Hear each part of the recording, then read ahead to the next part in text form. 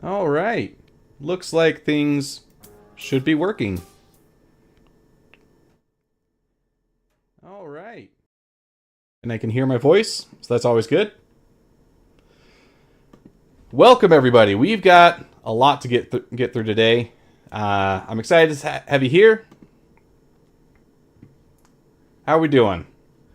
Chat is totally broken on the OBS side, so that's cool. I guess I'll just have to keep the YouTube chat open.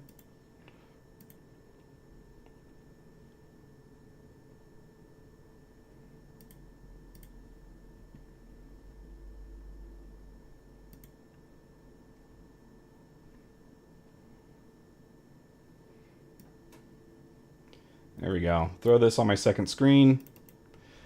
So I've got the ePTU downloaded. We should be getting into that later today. But first, I made myself some notes about what we're going to try to accomplish today. Hey, Schlag, yeah, long time no see, man.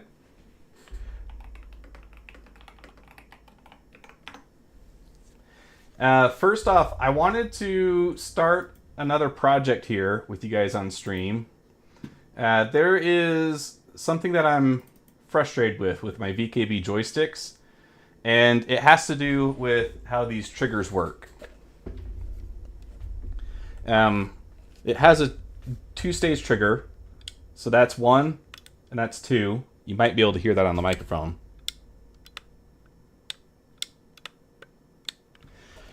And that's fine for a lot of other games, but I find that with Star Citizen, I really don't like that.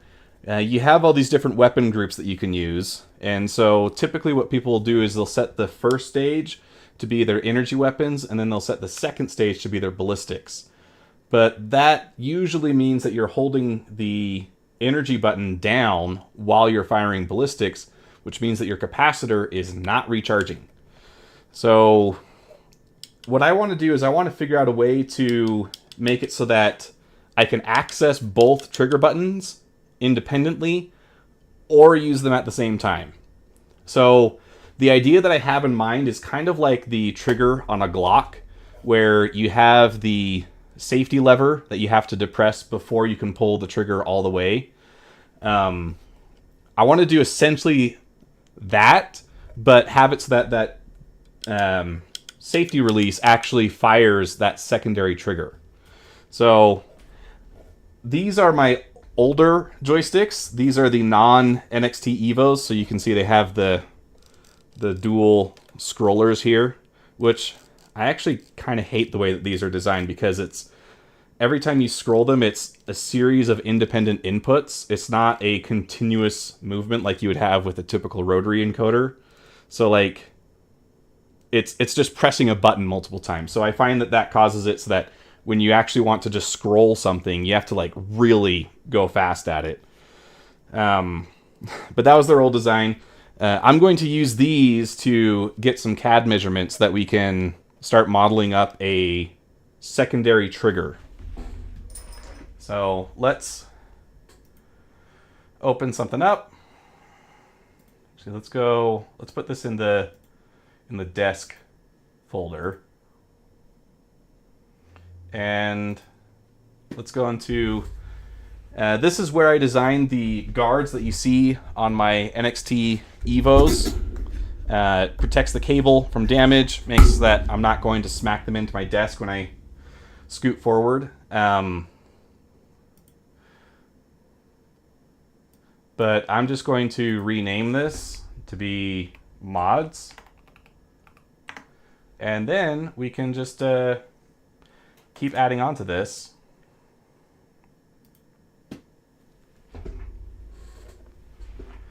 So first off, we need to take this thing apart.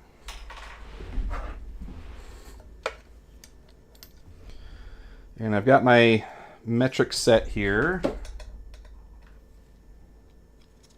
I'm getting pretty good at being able to guess hex key sizes, but not quite there yet.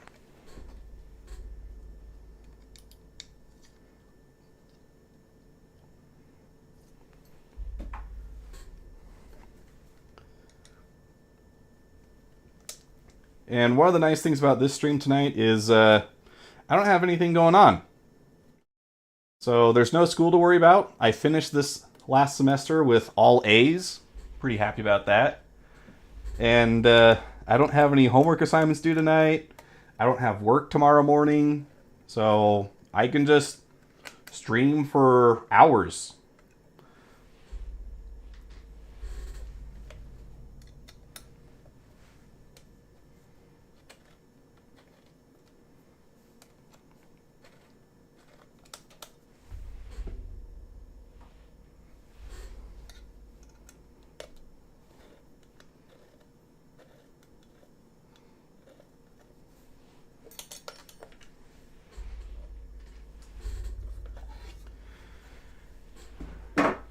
So, let's see, pull up OBS, put OBS on this side. Okay, so here we've got the interior of the VKB joystick. You can see the gimbal here in the middle, and this is the non-Evo version, so this does not have the dry clutches that my newer ones have. But the stick design is exactly the same, which is why we're tearing into this thing. And that is attached here at the bottom with 3 self-tapping screws. And this one's actually had some surgery done to it, because at one point when I was taking it apart, I may have damaged these wires, so I had to resolder them in place. But that just makes this a fitting test subject for doing our modifications to it.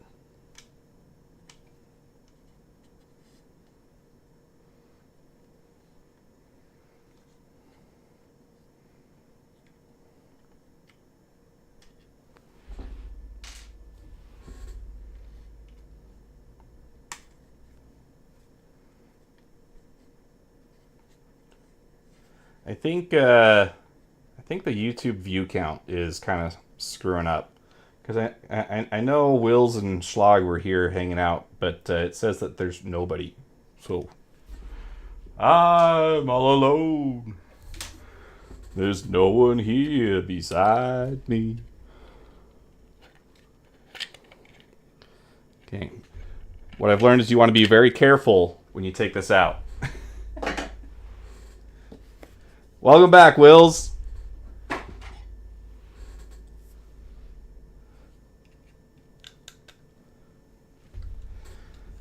And then here's one of my frustrations with hey Trug, how we doing? So I've got this Craftsman electronic screwdriver. It's not the LTT screwdriver. It's very generic, but it does have a little spinny part here on the top. And but the problem is, like, that skinny end that would be perfect for this doesn't extend very far. So then I have to use these cheap ones that come as freebies. This one actually came from a keyboard kit. But this has like no purchase on it, so it's very difficult to actually get these screws out.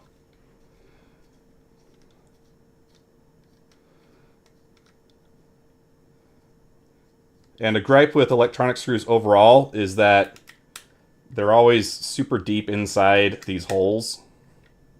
And so you're never quite sure when they're out all the way until you like flip them over and dump them and then lose all your screws in the carpet. Can't even tell if I'm actually doing anything to this screw. Okay, I think I felt the click.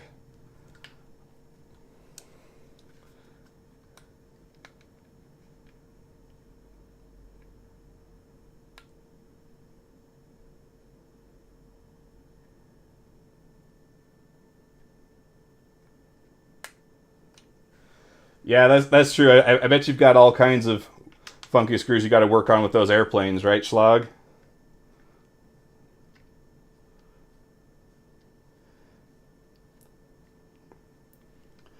You know, I've actually always wanted to get into playing D&D. I don't have a ton of friends that play it though. Actually, let me rephrase that. I don't have a ton of friends, so finding someone to play D&D with is always kind of tough. Maybe that's something we could do like as a stream activity. Maybe there's a good way to set that up and we could all have like a D&D night. Engineer is always so clever cramming as much stuff in tiny areas. Oh boy, you have not seen the half of it.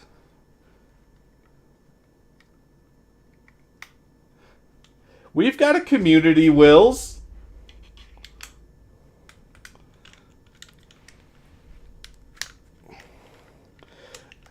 But by friends, I generally mean people that I can talk to in person.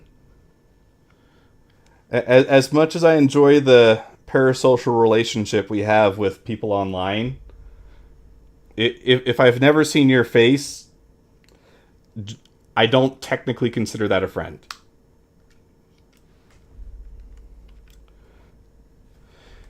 If you can't blackmail me, we're not close enough to be friends.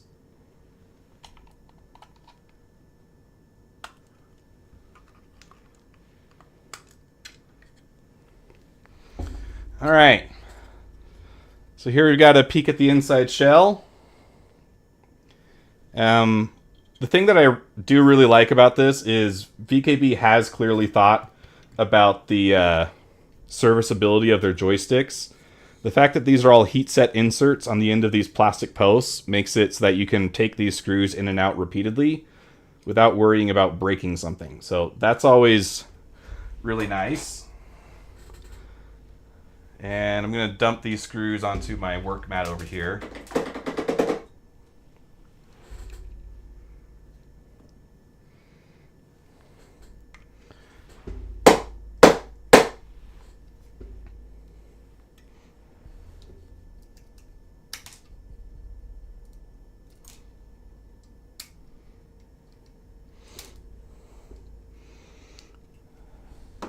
Don't want to miss any of them.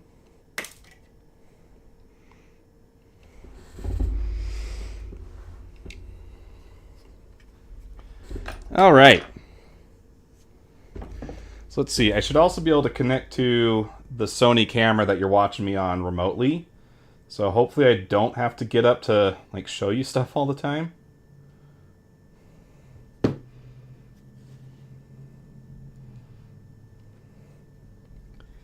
I want to get this zoomed in so you can see what we're talking about a little easier.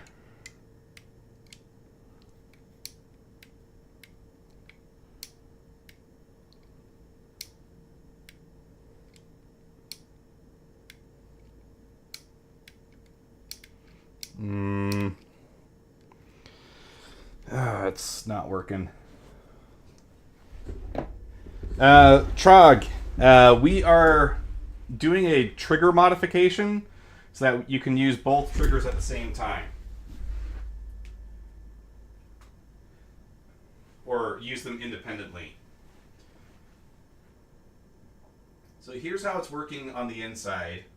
Your first stage is just this spring on the back of the trigger. And when you pull the trigger back far enough, it compresses the spring and compresses the button. Okay? So you're not actually making a direct physical contact with that button. And then if you keep pulling through that, there's this little bit of gap or added travel between your second stage. But then you have this foot here at the bottom, which makes contact and presses the second button. So what I want to do is I want to figure out a way to get it basically so I can have a trigger for my middle finger that can press that second trigger directly while maintaining the ability of this primary trigger to press both of them. And I think we're going to be able to make that happen. First, I do need to take out this main trigger. And it looks like it's really only held in by the spring that gives it the tension. and then it's just sitting on this rod.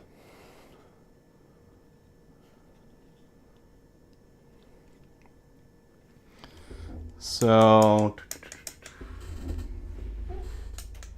I think if I just pop that spring out, I'll get this out.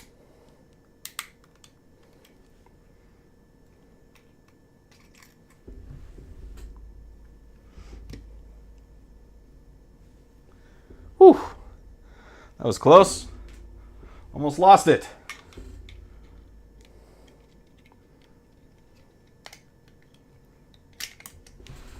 Oh, almost lost that other one. Don't worry, guys. We are professionals. So here's a better look at that piece. Pretty simple.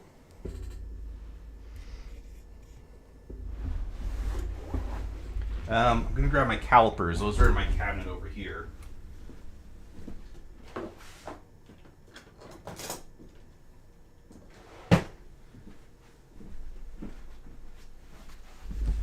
Yeah, tell me about it. Fiddly Electronics Hardware. I think what we can basically do is we can recreate this part and then make a trigger that kind of just goes through the middle of this vertically to just give you a little bit of an extra button where you can press it. Oh, that's true. Well, I could totally do that. Let's, there we go. That should be better. So this is the part we got to recreate. And now that I switched over to that, we need to actually hop into CAD. Turn off the outro.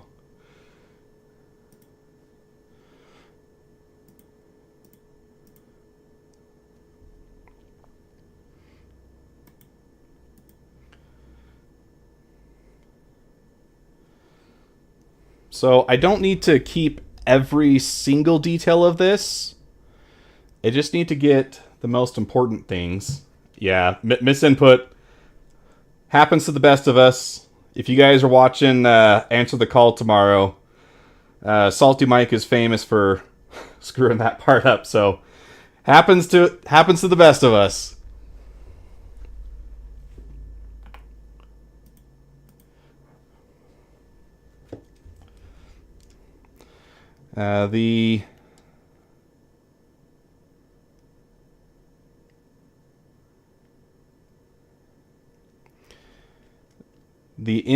The inner diameter of this hole that it rotates on looks to be probably 5 millimeters.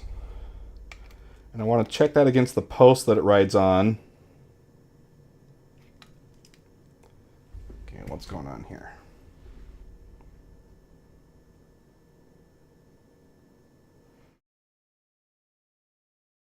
Okay, so that's probably more like 5 1/4 then. And this, and the hole is 5 1/4.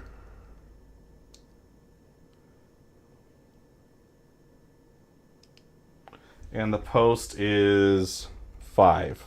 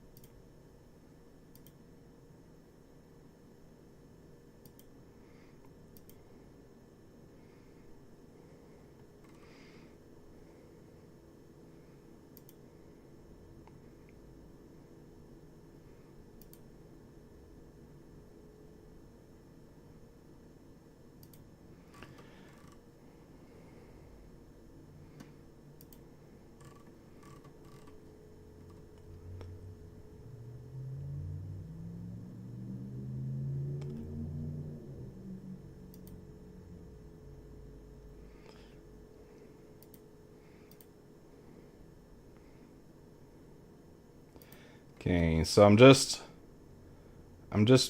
really just copying the geometry from this part in my hand.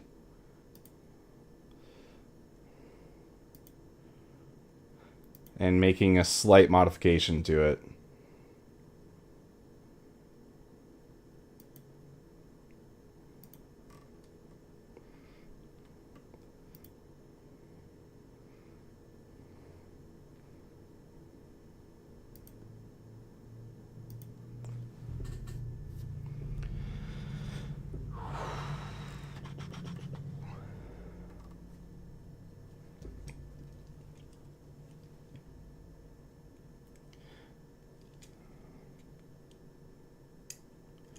Let's see.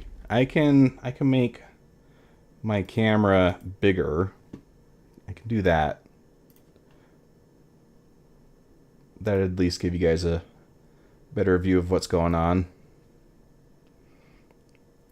And I can also move me to the bottom right because there's less important stuff going on there.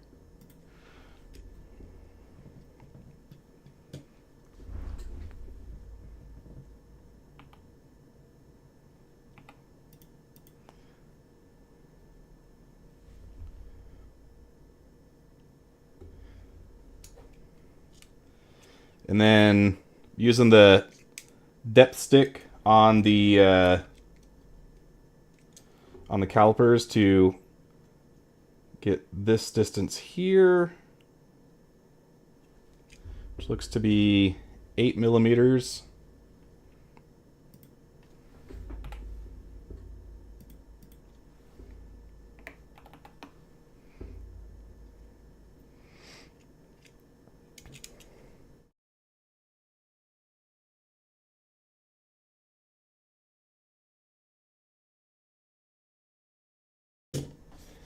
And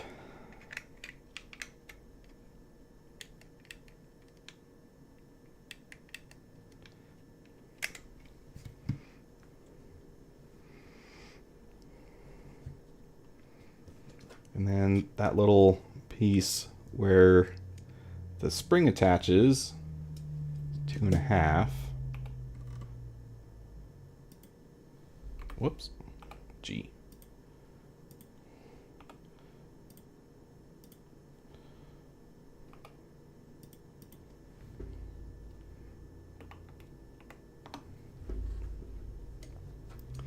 And it looks pretty square.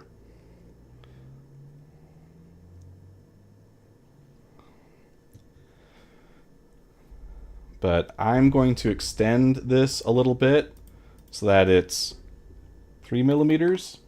And the reason why is, as I'm going to be resin printing this, I want it to have just a little bit more surface area. Actually, I might even make it bigger than that. Let me see on this other piece if there's anything that it would get in the way of. I don't think there is, though. So if I add more material here, that will make it easier for the resin plastics to not break, which would be bad. You don't want that to happen.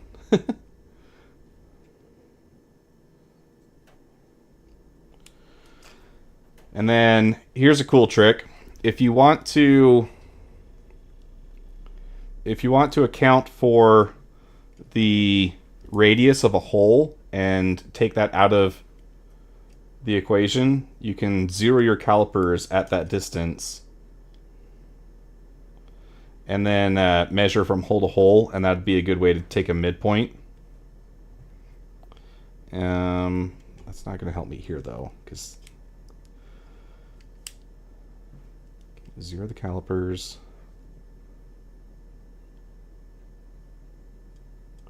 From the bottom of the hole, it's 3.5 millimeters.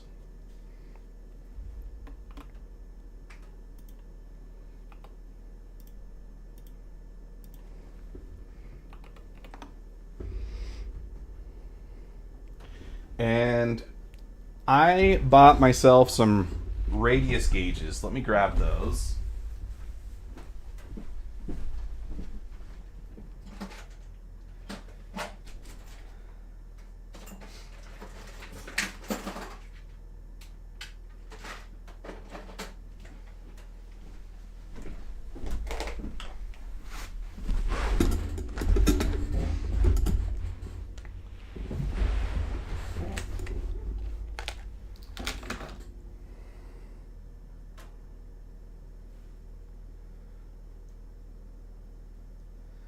And this will help me get at least a good estimate of what these corner radii are. And go to cam only for just a second. You hold the tool and you stick it in a corner, and the closer you are to the actual radius, the more surface contact you'll make overall. If your radius on the tool is too big, you'll have 2 points of contact and the middle will be open. If you're too small, then the middle will be closed and you'll have gaps on the outside. And this looks to be at least pretty close to a 2mm interior corner.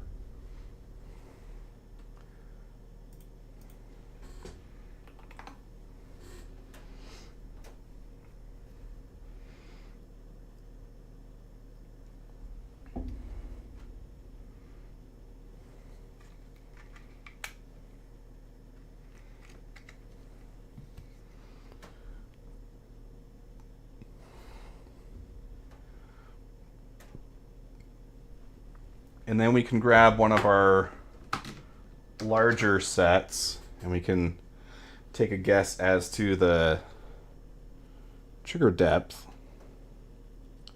But I think it's actually just going to max out my tool. See? So we're only making contact in the middle, which tells me that this is at least 14.5mm, probably much bigger.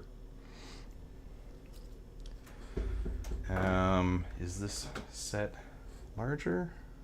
Oh, it is.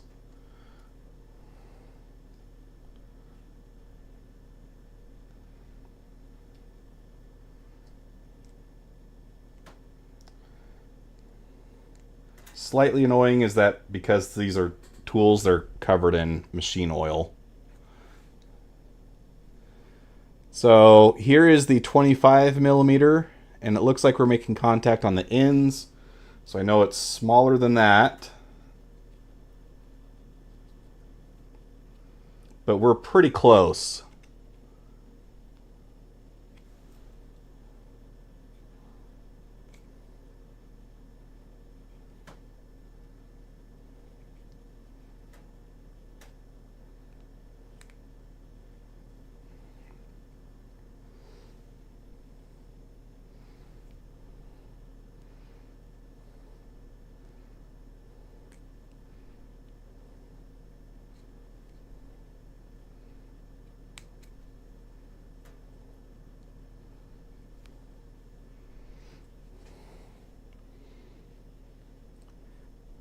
That looks like a pretty good fit to me.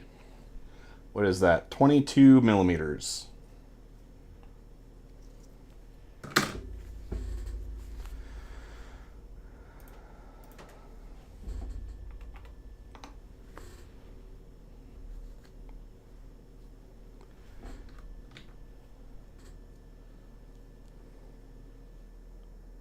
Okay, those are all going to be too small.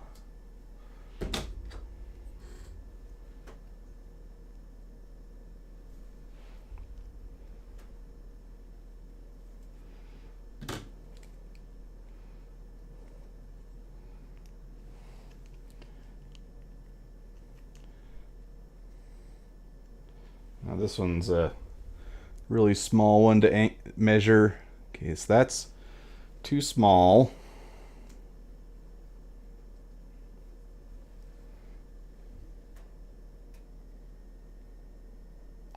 Ooh, that one's just right. And that is what? 6mm.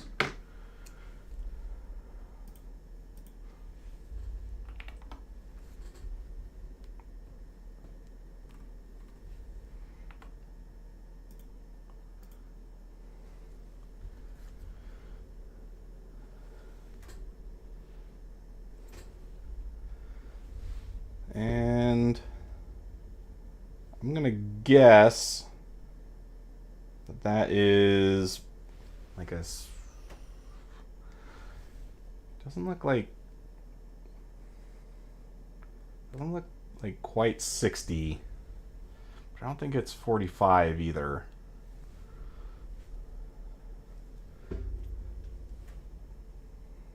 But I know a way to not have to guess. If we put a point here, oops, that's supposed to be on this line here. We can measure horizontally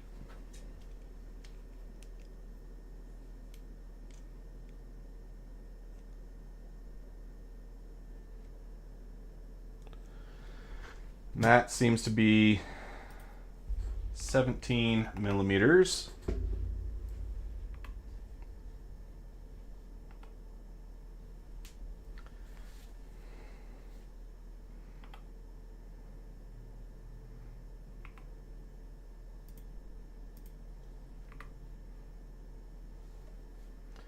Let's see. Let's rework this a little bit. We'll say that this point and this point are 17 millimeters. There we go.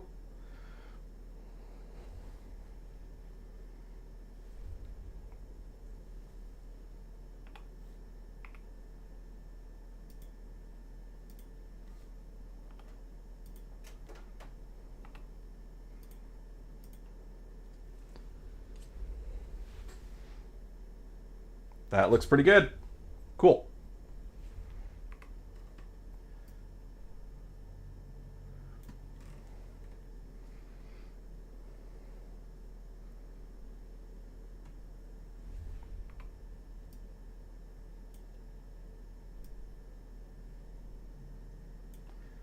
Something's going on. Why is that so wonky?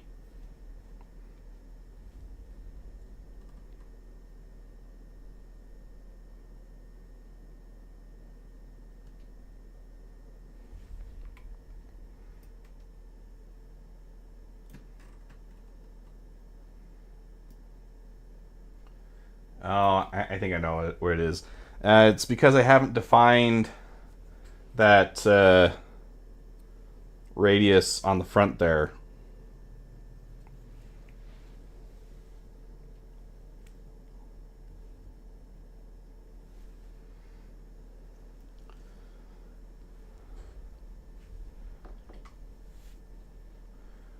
It looks like you are also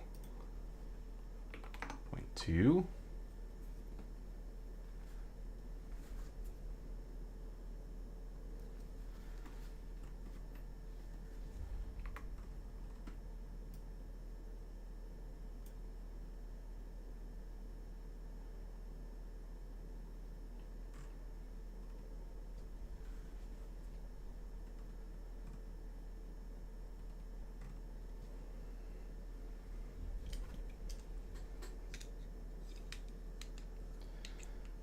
And from the bottom of our pinhole to the bottom of the trigger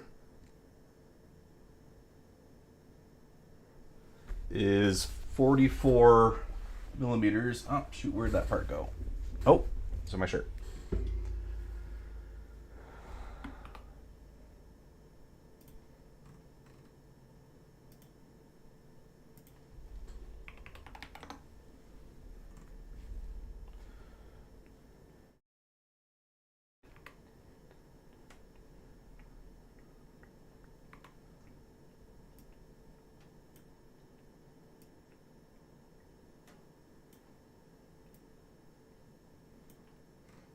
You know what? Let's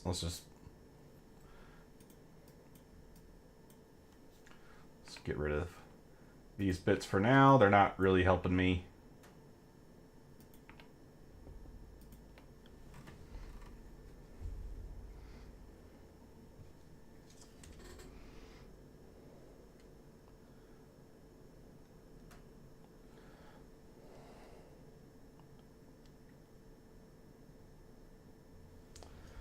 Nine millimeters for this distance.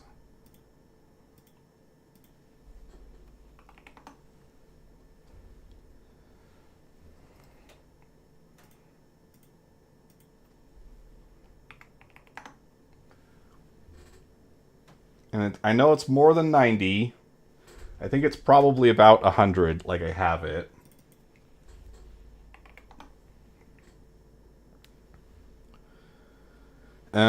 Again, let's check the inside here, see if there's any reason why we can't just make that bigger overall. And it looks like... okay. So there is something in the way. This bidirectional trigger for your index. So a lot of people use these to switch operator modes. That's what I use mine for. But the arm that hits the button, this trigger has to wrap around that. So we do need it to be slightly more than 90. Let's try it with the 95 and see if we run into any issues there. Oops. And if that's 95, then the angle that this line makes is also 95. If there was another line here.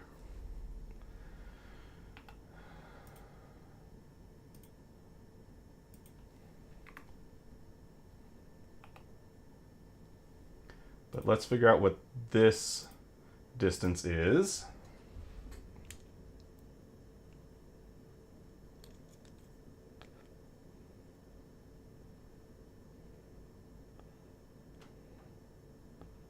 Looks to be about 22.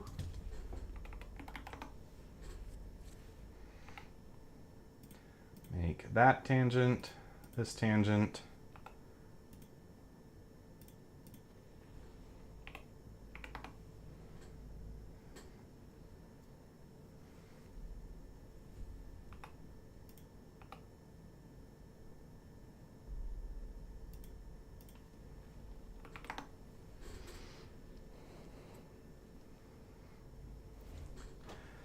And there's another corner here, which I'm going to set as 2 as well.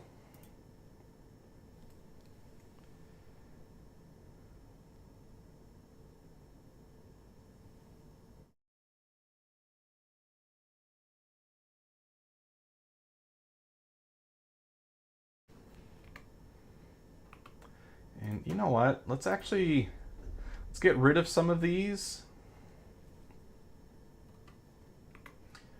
Like, I don't need this dimension or this one if I just set them all as equal to this one. There.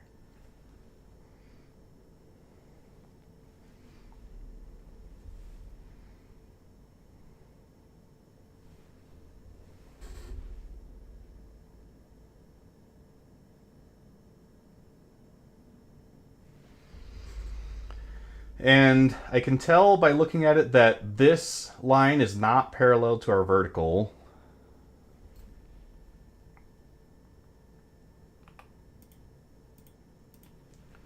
I'm going to set that as 80 for now. And you know what? This line is not horizontal.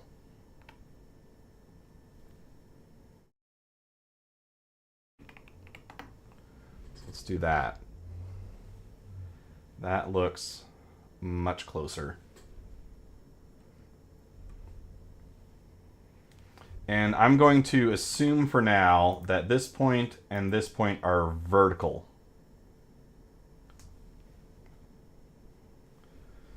Let's see if that comes to bite me later.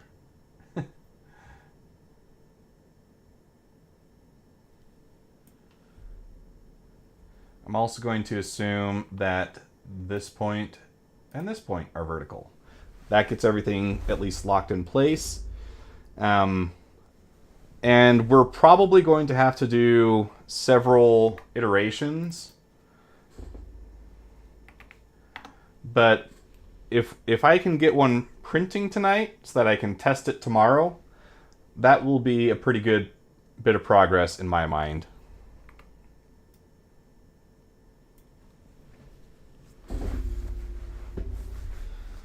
So next part of geometry actually comes from my body.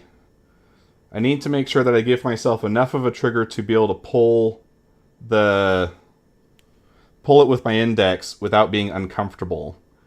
If I pull this one, let's see. No, you guys can see this one better. If I've got my finger, oh my gosh, you guys haven't been seeing anything I've been doing on the CAD, have you? Shoot, I'm sorry. If I pull the trigger, there's quite a bit of extra trigger that I'm not actually using. So I want to minimize that so that I can squeeze that second trigger into there. So my index looks to be about 21 millimeters wide at the middle knuckle here, which is what I'm going to use for my measurement because that's a hard bony part that I can easily reference.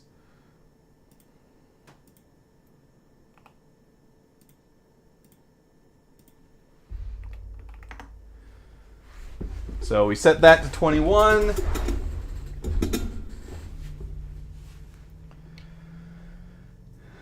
And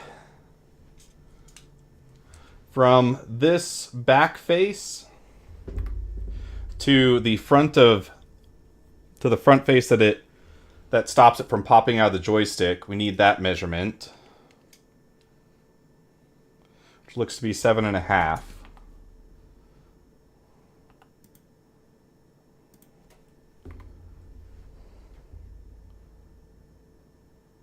And I don't actually want that to be referencing that yet.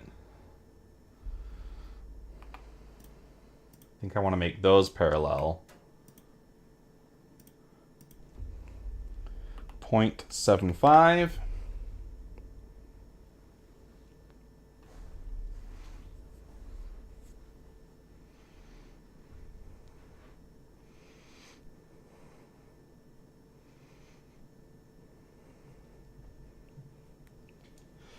And then I can snag a measurement here, 10.25.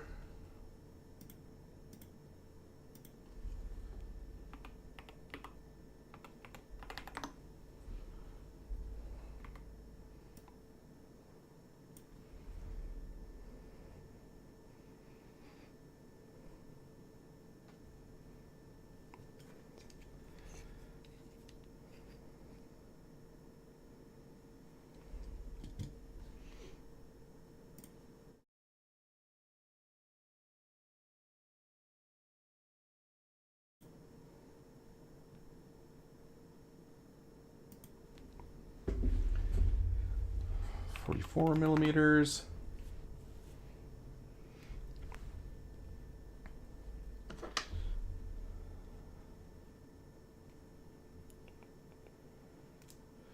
We've got an interior corner that we can measure.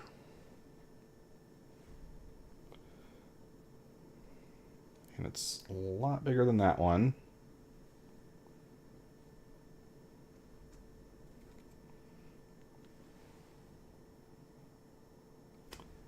Okay, it's bigger than that set.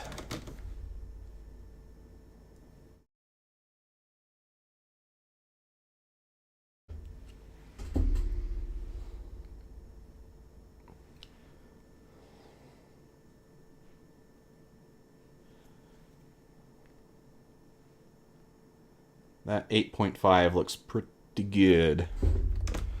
Set to 8.5 then.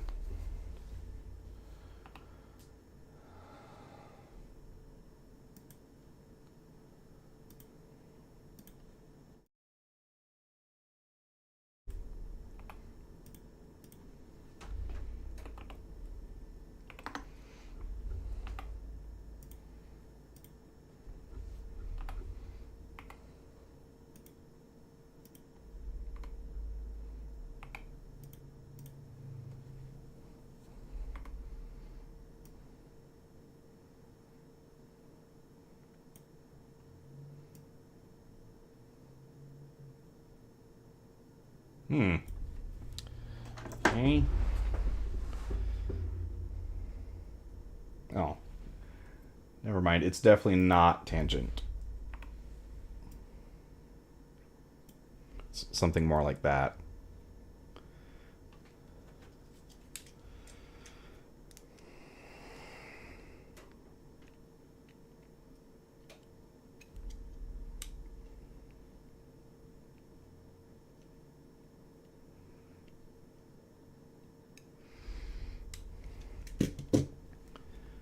And then this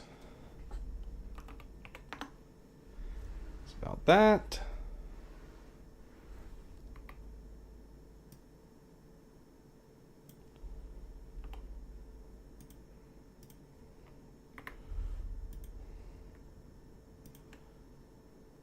So those be parallel to each other.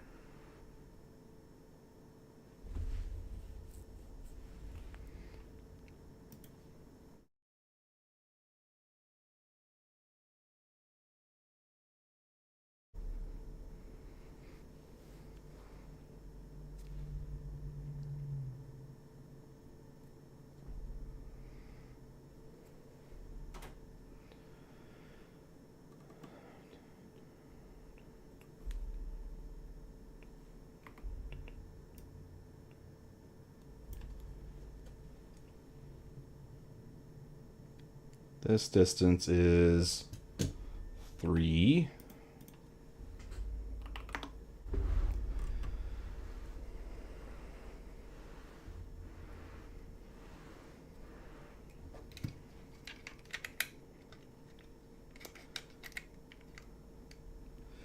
And that runs into a plastic ridge that stops it from popping out. And that ridge is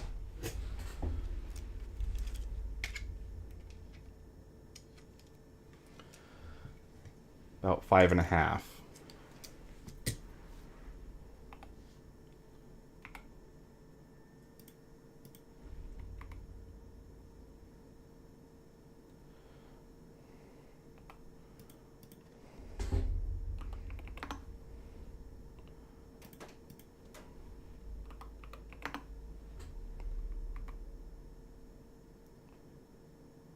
And I do not need that to be horizontal.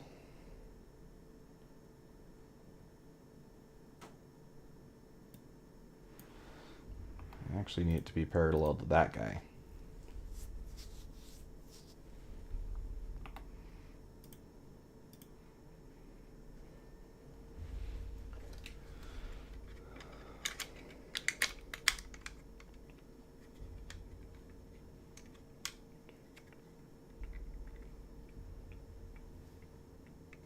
Oh, actually, not that one. I need it to be incident with that one. There. That's in the right spot.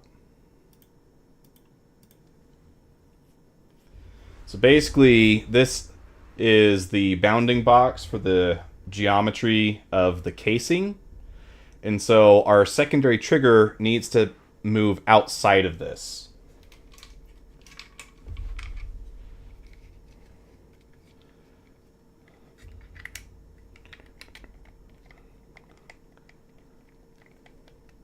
Oops.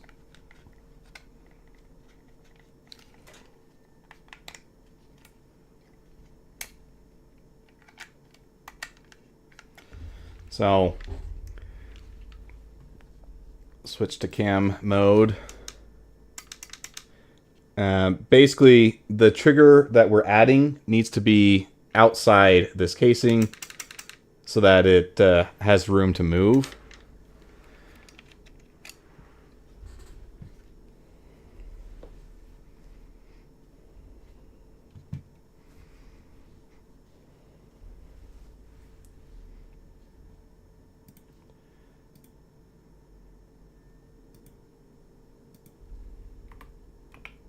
I'm going to set these two arcs as equal to each other so that they have the same radius.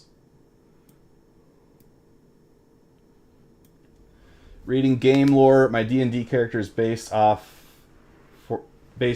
their character lore is wild. I disappear. All right, take care, Wills.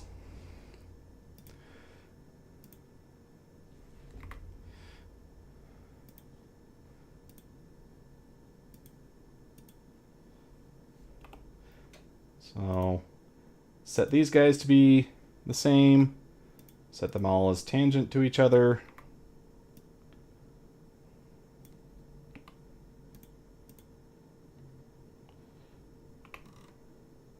And set that equal to that.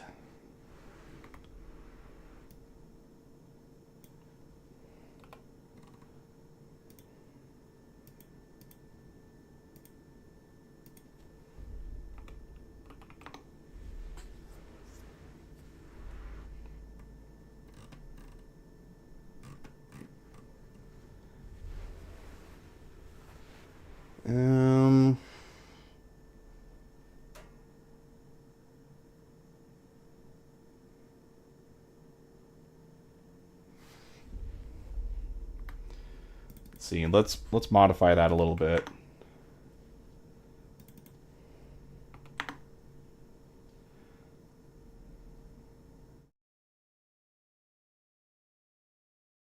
Let's make these not equal to each other. I want these to be kind of like on a line with each other.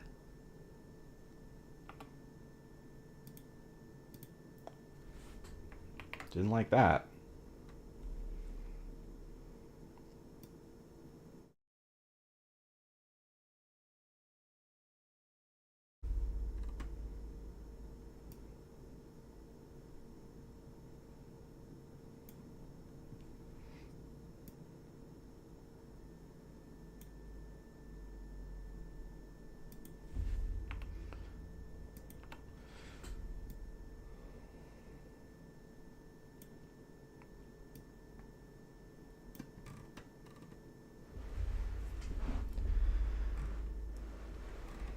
Okay, let's just get rid of this curve for a minute. It's not being helpful.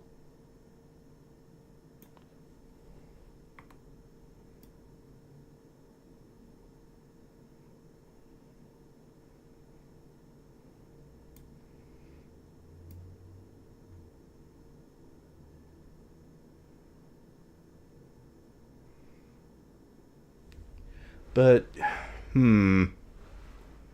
I want to do this.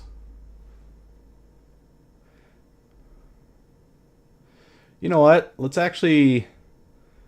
go for like a stepped design, so that it's going to be more intentional when you're hitting this second trigger.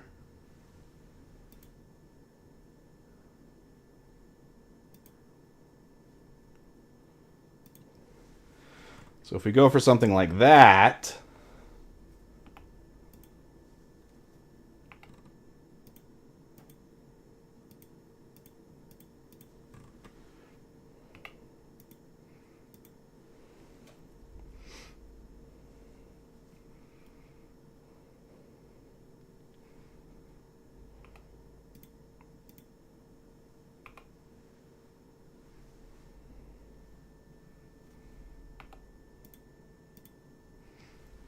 okay, I like that.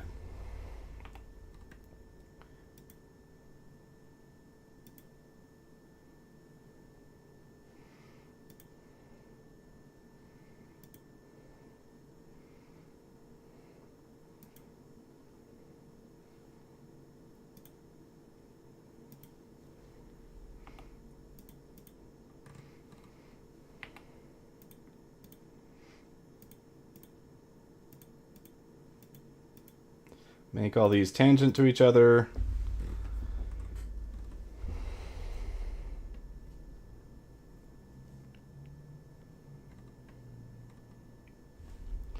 And then I want there to be good clearance between this line and this line for your fingers. Because if you're not pulling both triggers at the same time, you're going to still want to grip the stick properly. So let's set this distance Whoa, whoa, whoa, whoa. Wrong button. Let's set this distance to be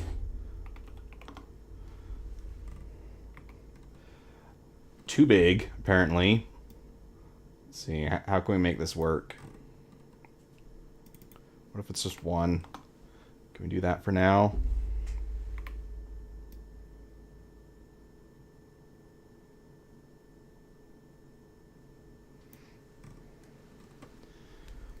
Yeah, it could be kind of like a dangling trigger out in front. That wouldn't be terrible. I think this is good for a prototype. So let's get this printing.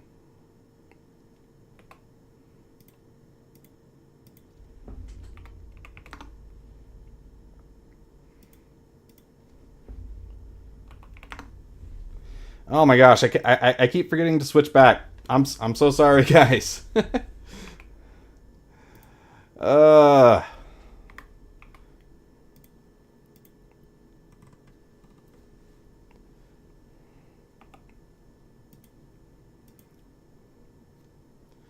All right.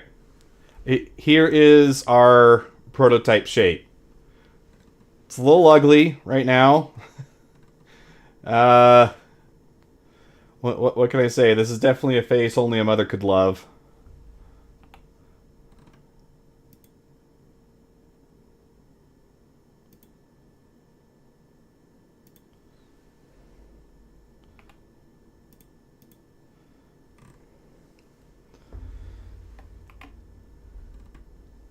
And then we need to do our extrusion. And it's actually asymmetrical. All right, I'm going to switch to camera so you can see this easier, and then I'm going to switch right back. So it's asymmetrical. It looks to be split almost down the middle, but not quite. But for the part that has the mounting hole, that part is 6 1/4.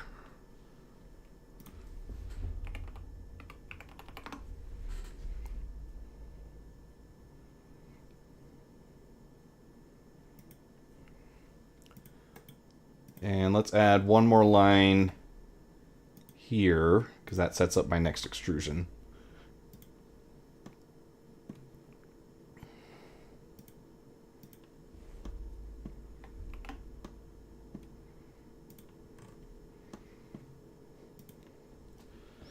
And then the depth on the other side is 4 1/2.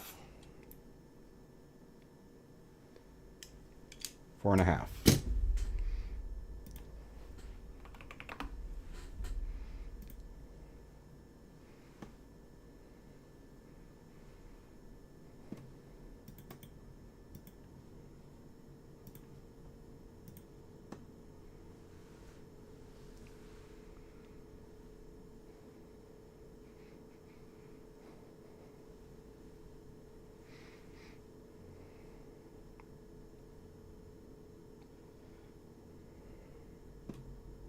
Actually, I don't want that part extruded. And for this one, I want only those ones as well.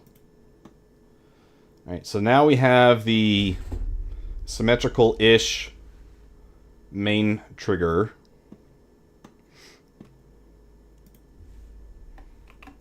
We need another little piece.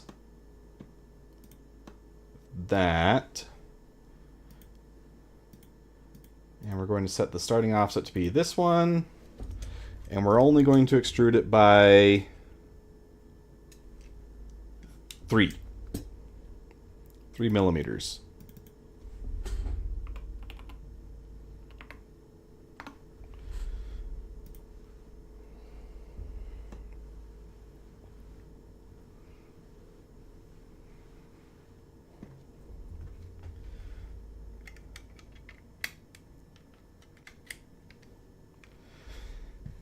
And then this shape, so let's hide this part, and we're going to do another extrusion.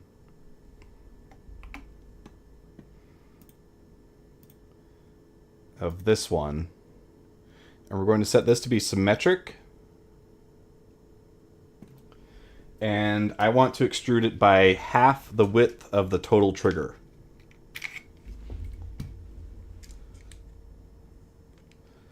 And this trigger is 11.5.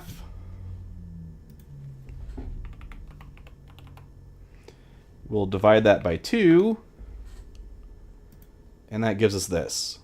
And if we show both of these parts at the same time, this is what we're going for.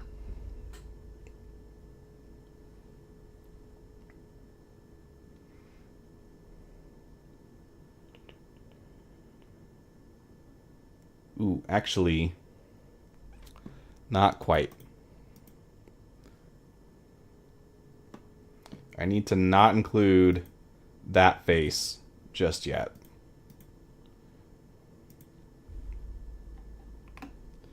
Now we can include this face, and we can set it up to this guy. There. So now these should be able to both mount together.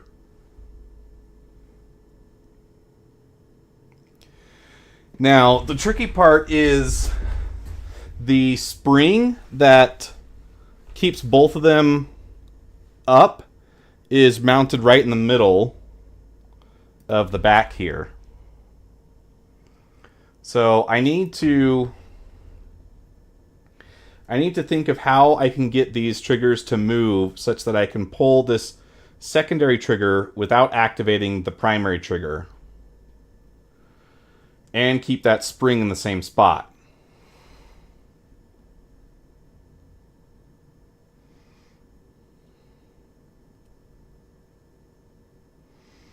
And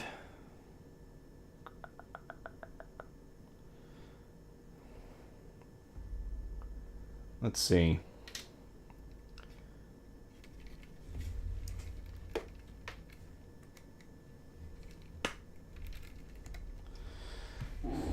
If the first trigger is pressed by the spring, the second trigger is pressed by the physical contact of the trigger button or the trigger lever.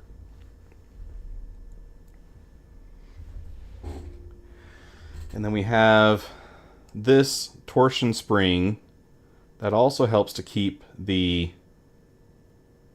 joystick trigger released.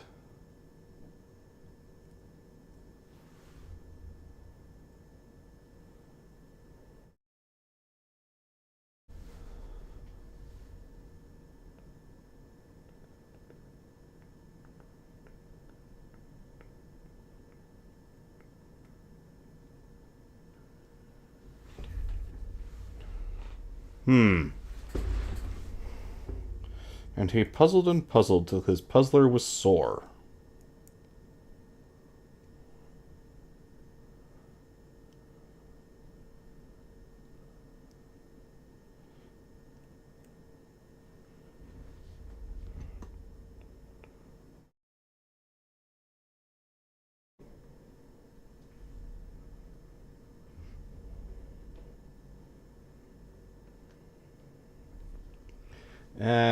I also don't like how this is off-center from the front face.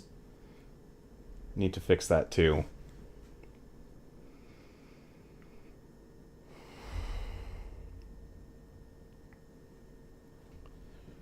If I pull the secondary trigger, it needs to press the button.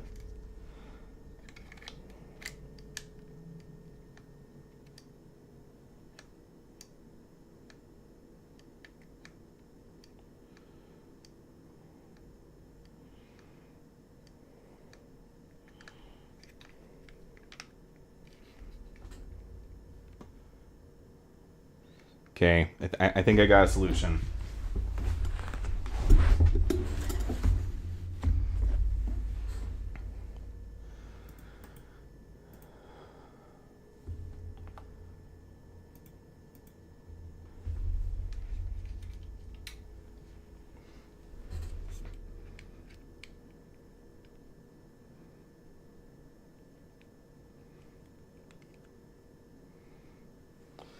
Okay, the post that this rides on is 4 millimeters across.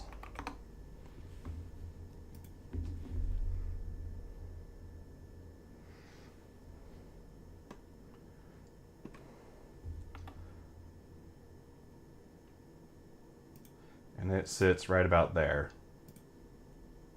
Nope. It sits right about on this line.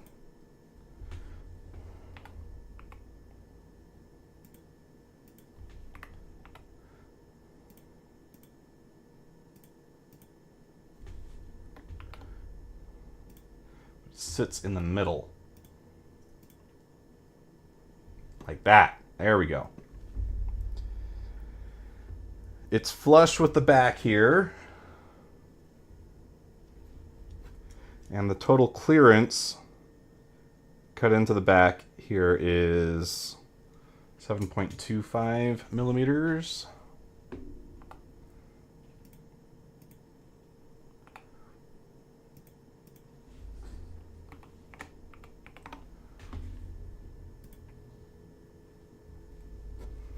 We can check that against the spring, which should be just slightly less than 7.25. And indeed it is 6.25.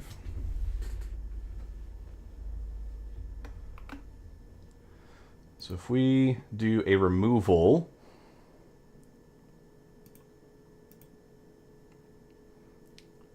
and we start it from here,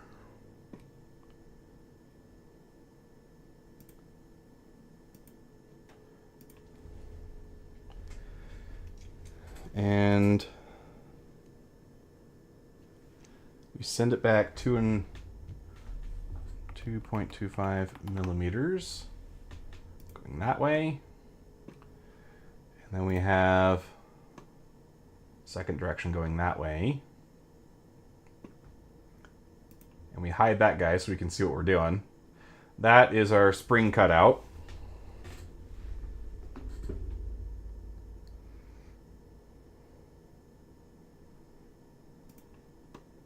Which I think is okay. And it's fine that this part is all solid. It doesn't run into anything.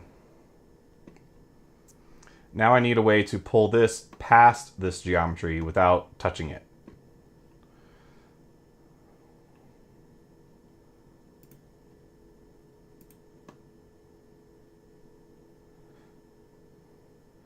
Which I think will be easy enough if we just drop this part lower.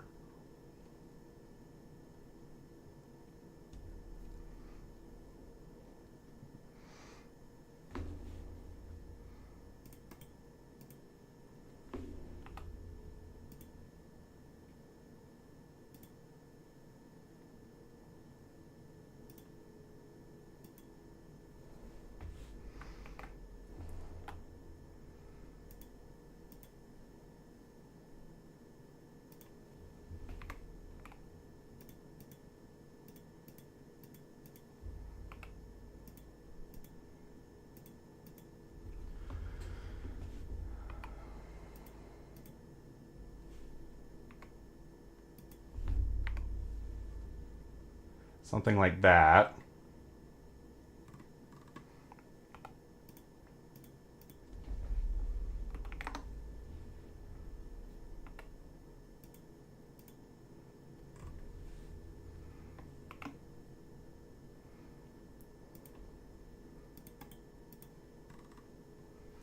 And then we'll convert these shapes here.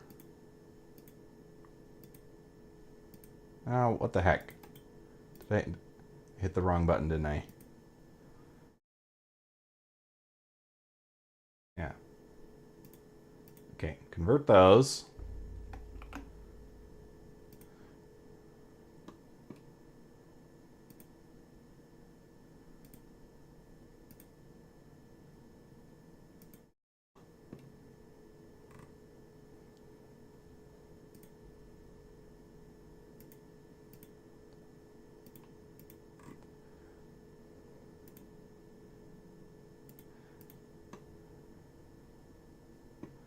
And let's make part one transparent. So you can see how these are kind of interacting. So the idea here is we've got this post that the spring sits on, and that will be connected to our primary trigger, and when it gets compressed, it presses the button for us when it reaches the proper tension. We don't want that to limit the travel of the secondary trigger. We need it to be able to move independently, so by trimming away the geometry underneath it, underneath the spring post, now we've got this part of the arm that should be able to swing independently. And I might even just make this distance just a little longer, just to give myself more room to play with. And all this has to do is be able to reach back and touch that second button. Now, when the primary trigger is pulled all the way through its travel, we do still want it to activate the second trigger button. And so now we need to have a way to lock these pieces together to the primary trigger's travel so that they'll move together when we want them to. I don't know if that makes sense.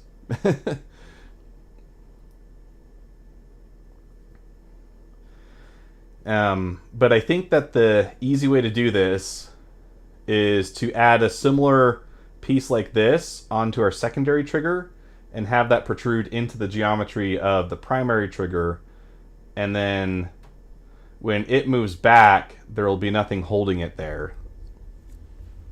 So let me show you what that looks like. And first I want to get I want to get this centered so that it looks good from the front. So let's work on that.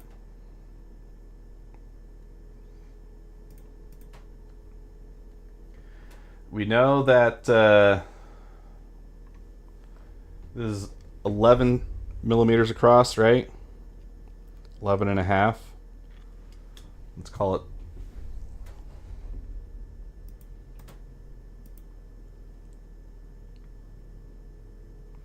0.45.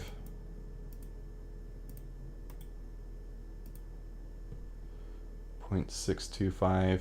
What did I do? 0.625.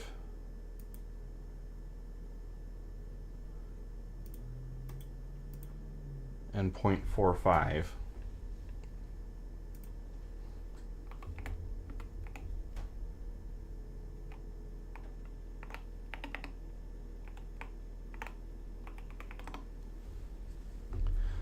Okay, 1.075.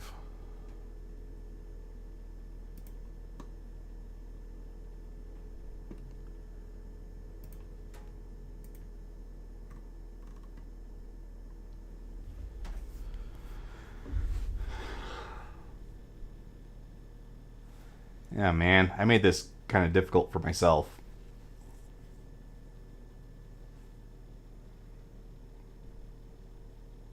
Oh, I can do it with surface offsets. That's what I got to do. So instead of that, we'll do up to face, and then we'll set an offset distance of 0.25.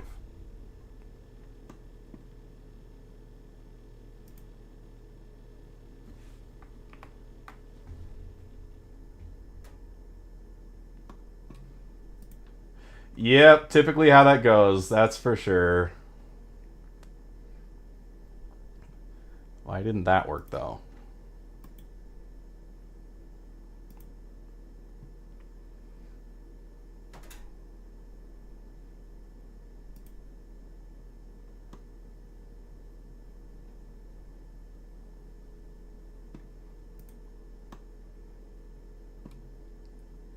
Okay, let's do up to this face then. Up to face, offset distance, 0.25. There we go.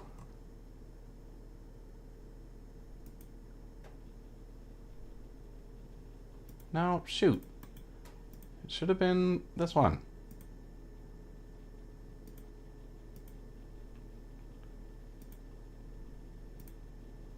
There.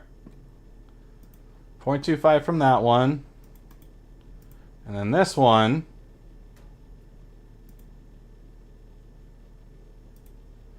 gets this face.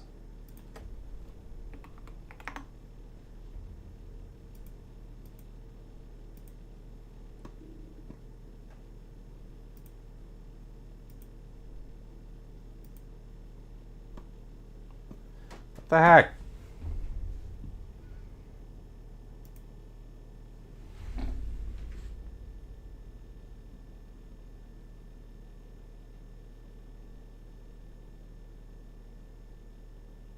Oh, I see what's going on.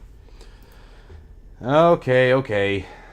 We need to include this guy and this guy. And then it's happy.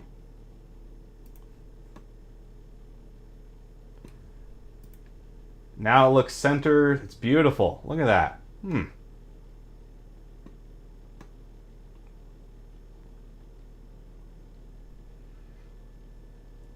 Now we can do a Boolean and subtract these from each other. Use secondary as the tool, primary as the target. Keep the tools.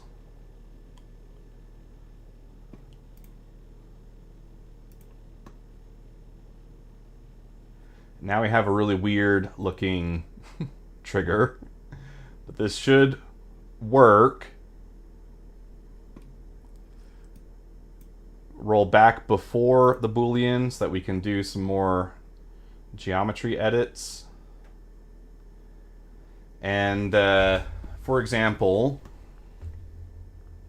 I want to connect this top of the primary trigger to this other side so that it's not so flimsy.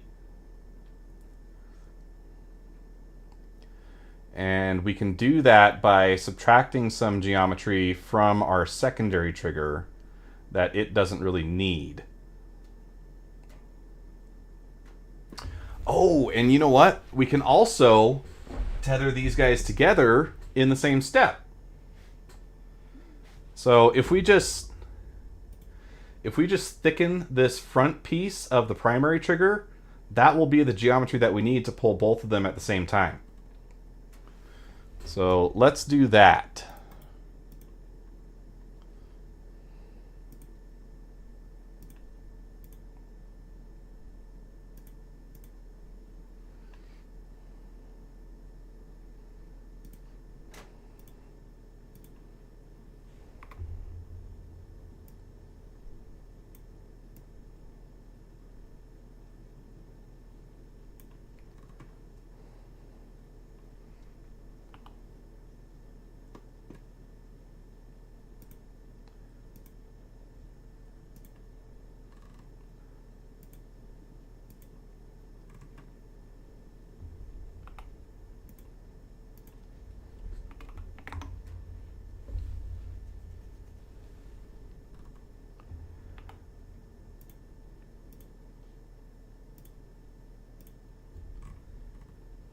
And then we'll convert this guy.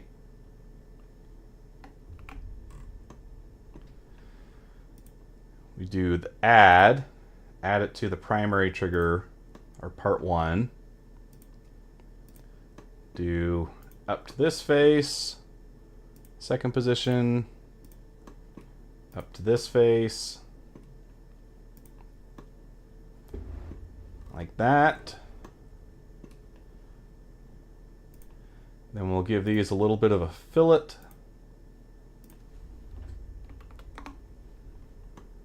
To make them look nicer. A bit smaller of a fillet.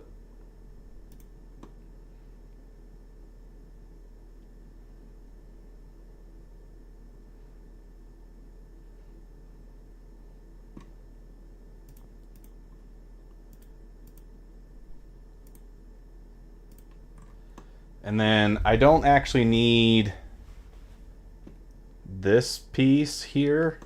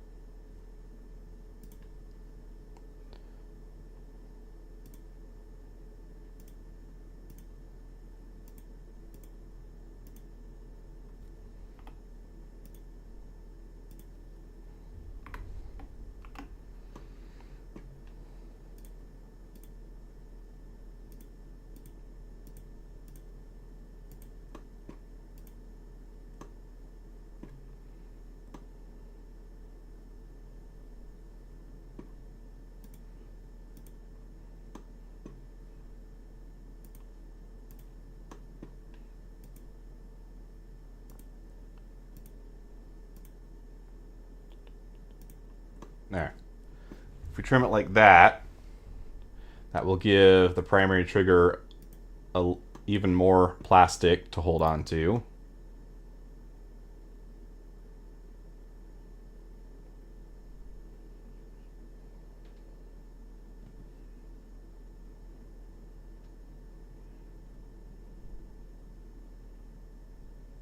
Now let's do our Boolean.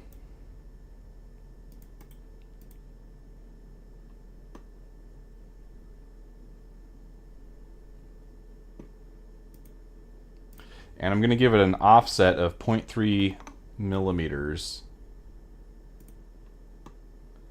And it broke. Why did it break? Let's see if we suppress this, does that allow it to work? Offset all.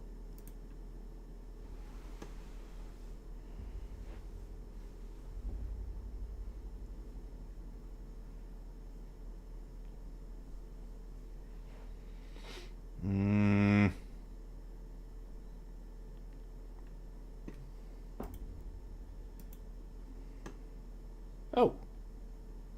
Okay. Now it's working. Cool.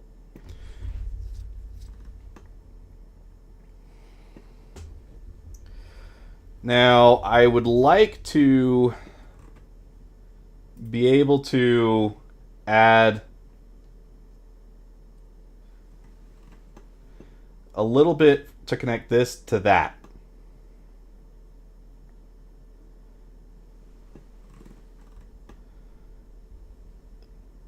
But I think if I add it directly across this area, it will prevent the secondary trigger from being able to do its action. And you can also tell I need to carve out a little bit of material here so that this thing would be able to rotate.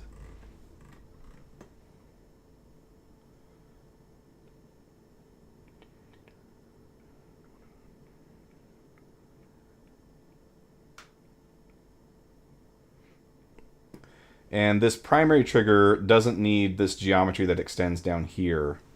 So I should trim that out too.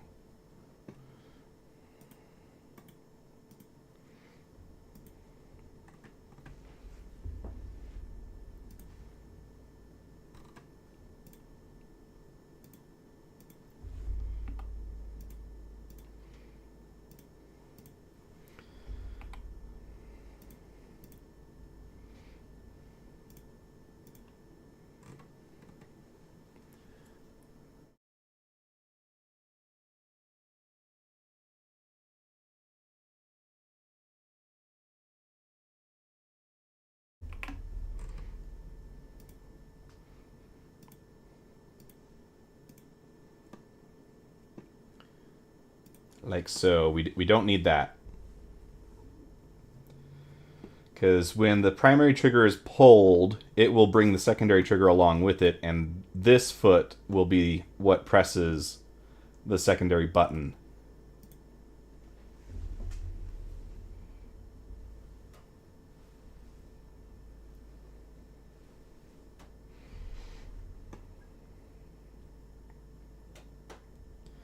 So I think this is as far as I want to carry this for right now. I'm going to put in a couple more fillets so that I can get a test printed. And then we'll take a look at some of the other projects we've been working on.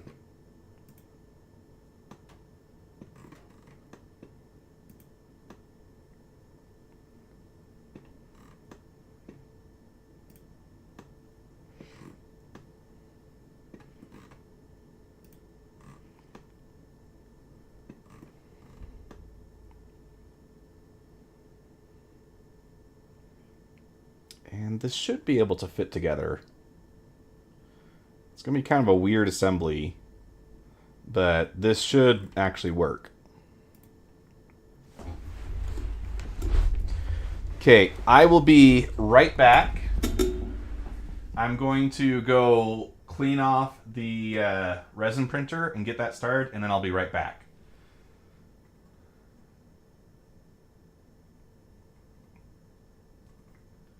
So let's see.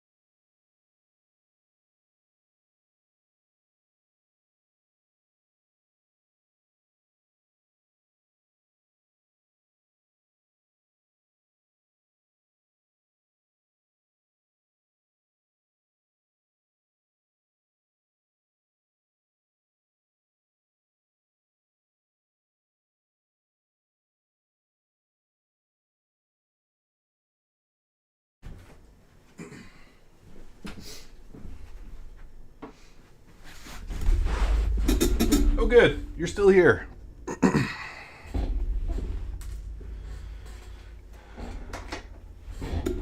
Thank you, Schlag. I think it looks pretty good too. Before I send it, I'm also going to add a fillet to these two edges that make contact with your finger.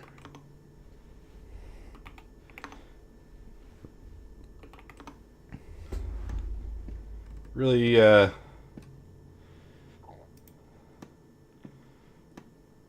there we go. Now it might let me do more.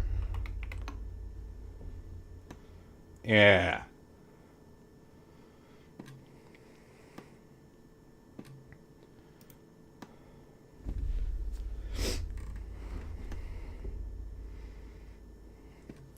And similarly, let's add some fillets to those ones.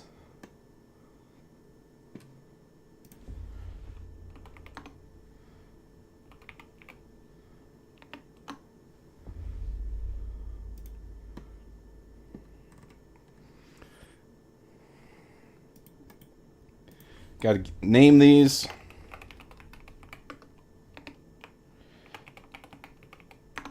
Now, I'm actually fully expecting these to not work because rarely does your first prototype work the way that you expect it to. But the goal here is to get these prototypes printing as fast as possible so that I can figure out what's broken about them to fix that in the next version. So let's export these. And I'm going to export them as STL because that's the file format that my resin printer likes. I prefer using 3MF, but doesn't work for this.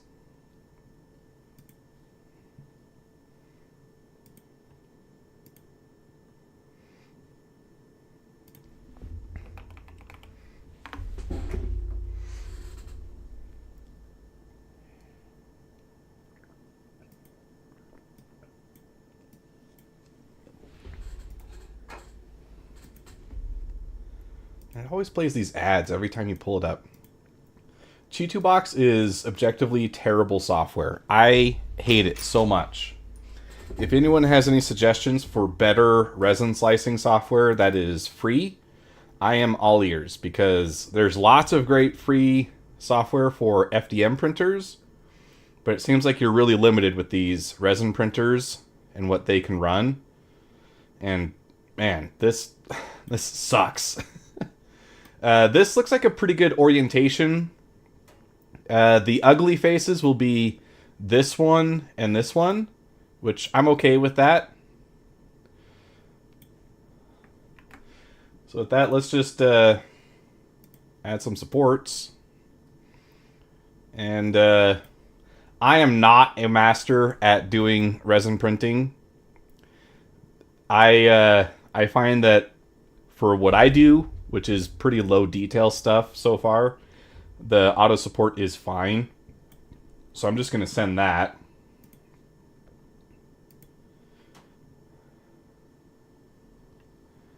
And the biggest thing is you want to make sure that the rate of change between layers, or the change of surface area between layers, is not super high. With these parts, I can't imagine it being that big a deal, so I think we're going to be okay. So let's just send that on over.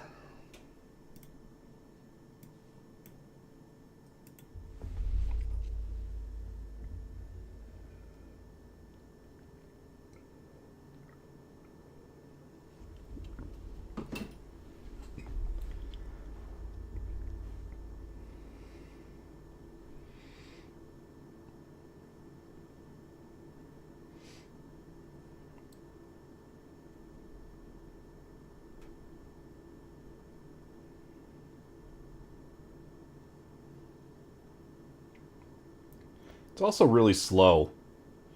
Like, doing the same kind of slicing operation on Bamboo Lab doesn't take nearly as long.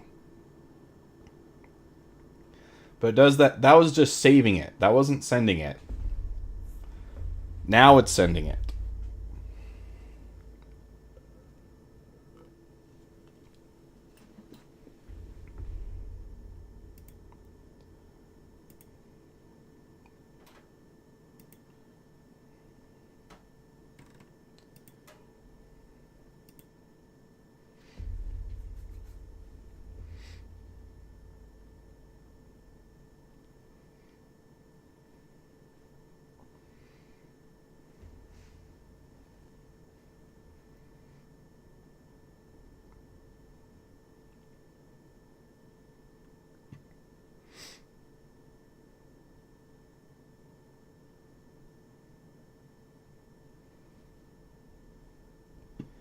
Still sending.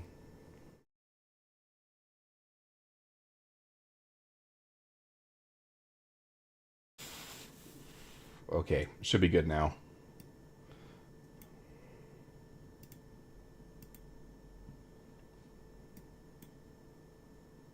There.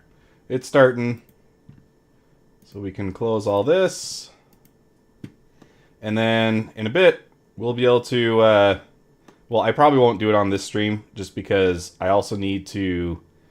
I'll need to like clean the parts off and run them through the UV curing station. But tomorrow I'll be able to test the general fitment of these parts and see what things need to change.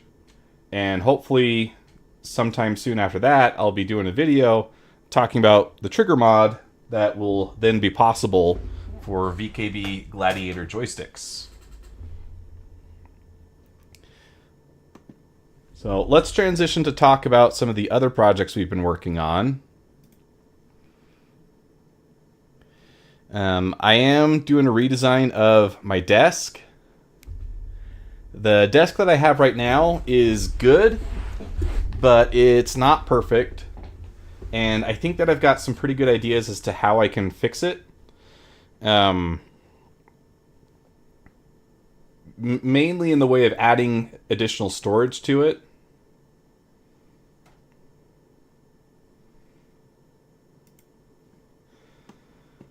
So here's what I have kind of thought of so far.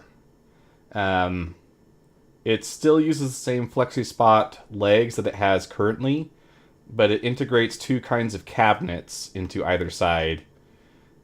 Still keeps the tiered elevation for the keyboard tray, and I think I'll actually simplify this geometry.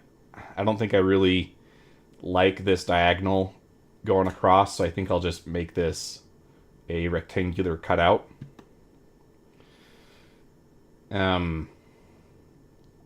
And I think I actually want to increase the distance between the bottom of this face and the top of this face, because if I do that, then I can put the monitor mount for my graphics tablet on the underside here and still have it glide over the keyboard.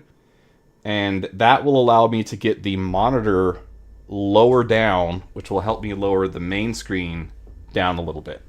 So that'll be better. This should be fairly inexpensive, you know, speaking for the cost of a desk at least, to construct. The cabinets are mostly plywood. The most expensive part will be the desk top, because I want to do a proper solid wood top. So I'll need to get some dimensional lumber for that. And then I didn't actually end up doing anything in the assembly here. So that's one thing I've got going on. If I go back to the main page, I've also been working on this footrest. So if you are following the Discord channel, you'll have seen a little bit of this already. But this is a footrest design I've been working on. This is the Monster Tech chair seat pad. And then this is one half of the assembly, but it bolts onto the bottom. and it allows you to have a motorized footrest. So let me grab the motor that I got for that.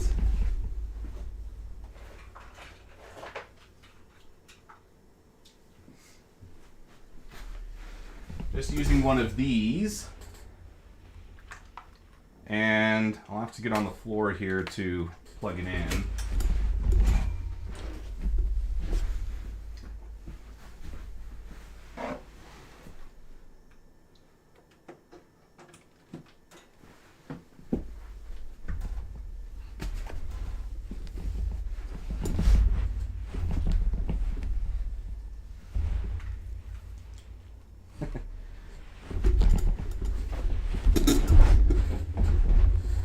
But all of this, all of the power components will be mounted to the bottom of the chair. And then I can either use this button that came with the motor and mount that somewhere, or I can use the wireless remotes that came with this power adapter and use that. But in either case, the way that it works is you press the button and the motor retracts. It's a momentary button, so when you let go, it stops. Then you can hit it again. And when it hits the limit switch, it stops. And then you can extend it.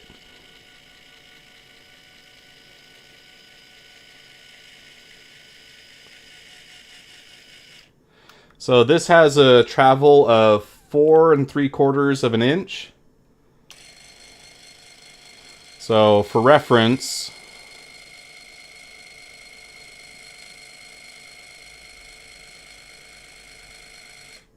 you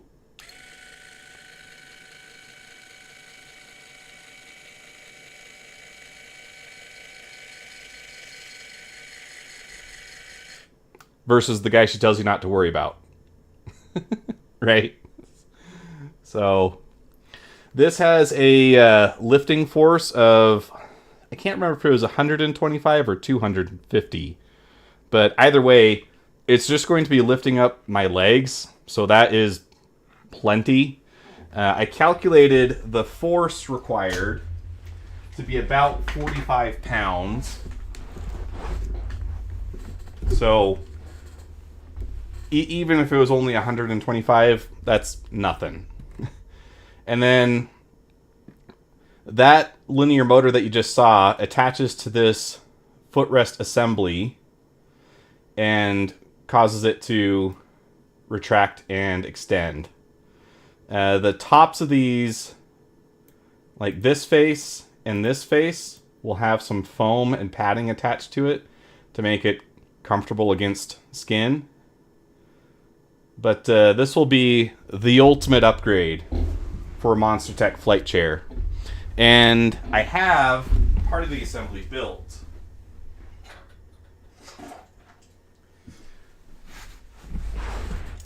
So I designed the parts that you see in Onshape, and then I sent them off to Send Cut Send, and they laser cut them out of 3mm steel for me. And it does work, and it worked a lot better. But then I had my buddy weld this bracket on, and this is totally on me. He did exactly what I told him to, but you can see that there's some contact between this bracket piece and this bracket piece, and that's preventing it from being able to do the full travel like it used to be able to do. So I'll need to cut some of this black piece off, and then I'll have that full travel again.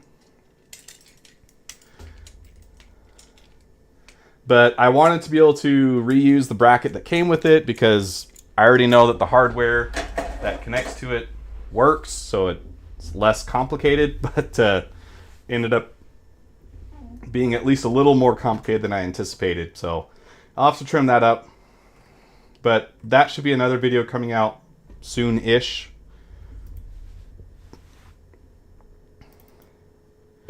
I've also been working on this guy. This is the first time anyone on the channel will have seen this. This is a book embossing press. So let's see, let's grab that angle right there.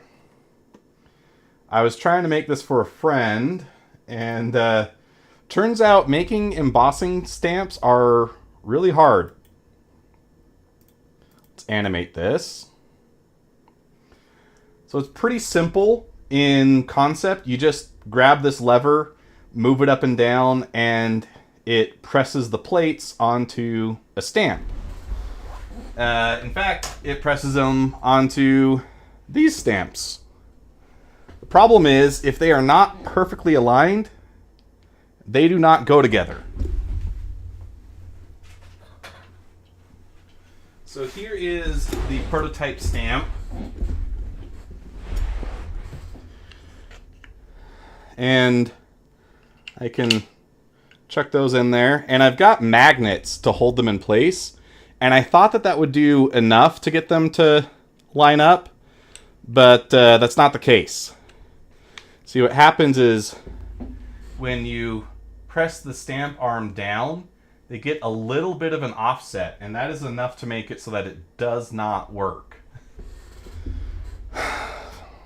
Very frustrating. So I need to work out a better way to guide the vertical movement so that when they come in contact with each other, they make a proper connection like so. Do I have any paper nearby? I'm in my bedroom slash office and I don't know where to find paper.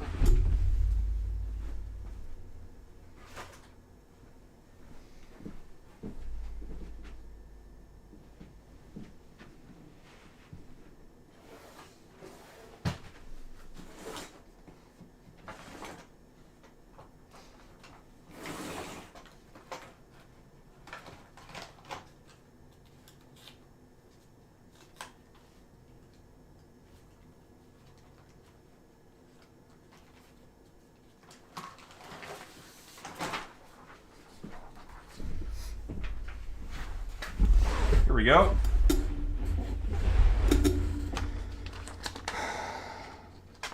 Give it a shot. Maybe I'll get lucky and it'll just work because it's on camera, right?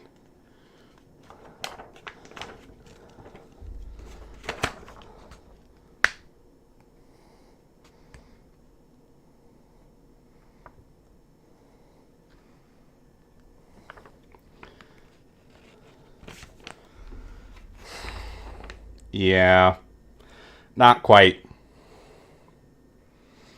It's hypersensitive to that placement.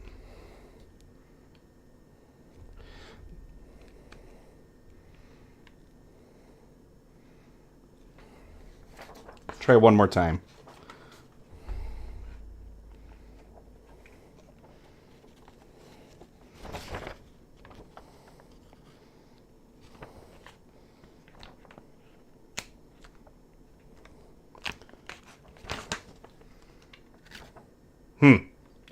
Well, that's progress somewhat. It did actually stamp something, but it see, I want to make sure you guys can see this.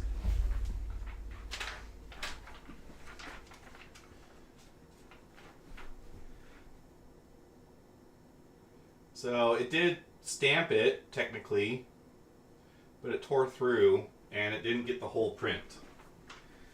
It only did like half of it. So that's still going to require some work. But that's something that we've got going in the background.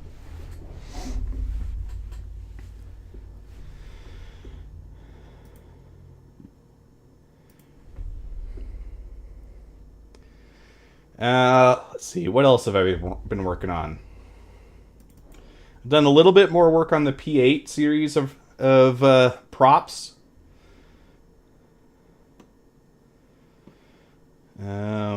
Why are you there?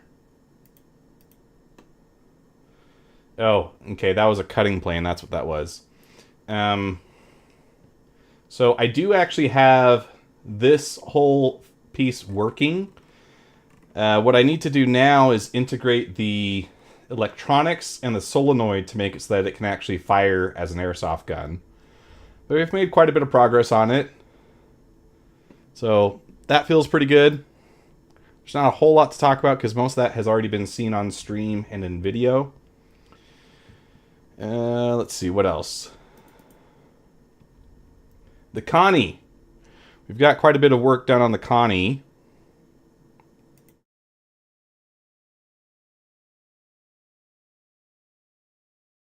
Let's see. This is our missile launcher, and it does work, but I think I would need to add some more detail to it so that it will print more reliably.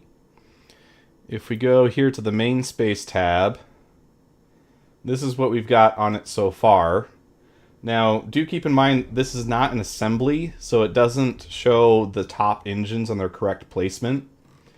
But, so actually, if you look at this face here,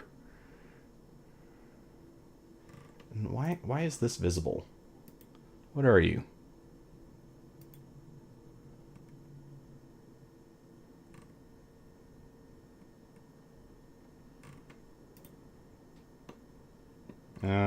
Anyways.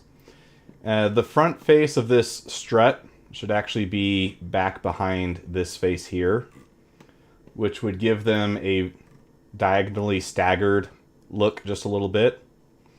But compared to the previous version of the Connie, these struts are much thicker, and I think that that makes them look a lot more imposing. And I redesigned them so that they do have a diagonal tilt out towards the sides of the ship, which I think does look quite a bit better. They were just straight up and down for simplicity before. I've reworked the rear details a bit just to basically add more greebling. I'm feeling like it's looking pretty good. We've also added some windows across the main living quarters. This makes it so that each room has its own little skylight, which should help with eliminating any sense of claustrophobia. I feel like the ships in Star Citizen need quite a bit more windows, but they've been really stingy on giving us glass besides the cockpit. These doors should have enough clearance to be able to slide out to the side, which allows for a central column where we can integrate a elevator.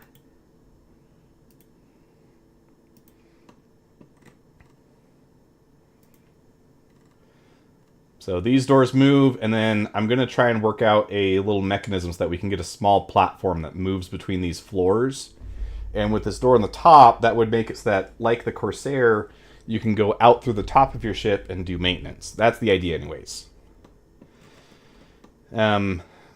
This door for the bottom of the ship, this room here is where the snub sits. And it does have what should be working hinges, using some filament as basically a hinge pin. Bit of greebling textures going on there. I don't know. I think it looks pretty good. But those open up like two butterfly doors. They just kind of boop like that.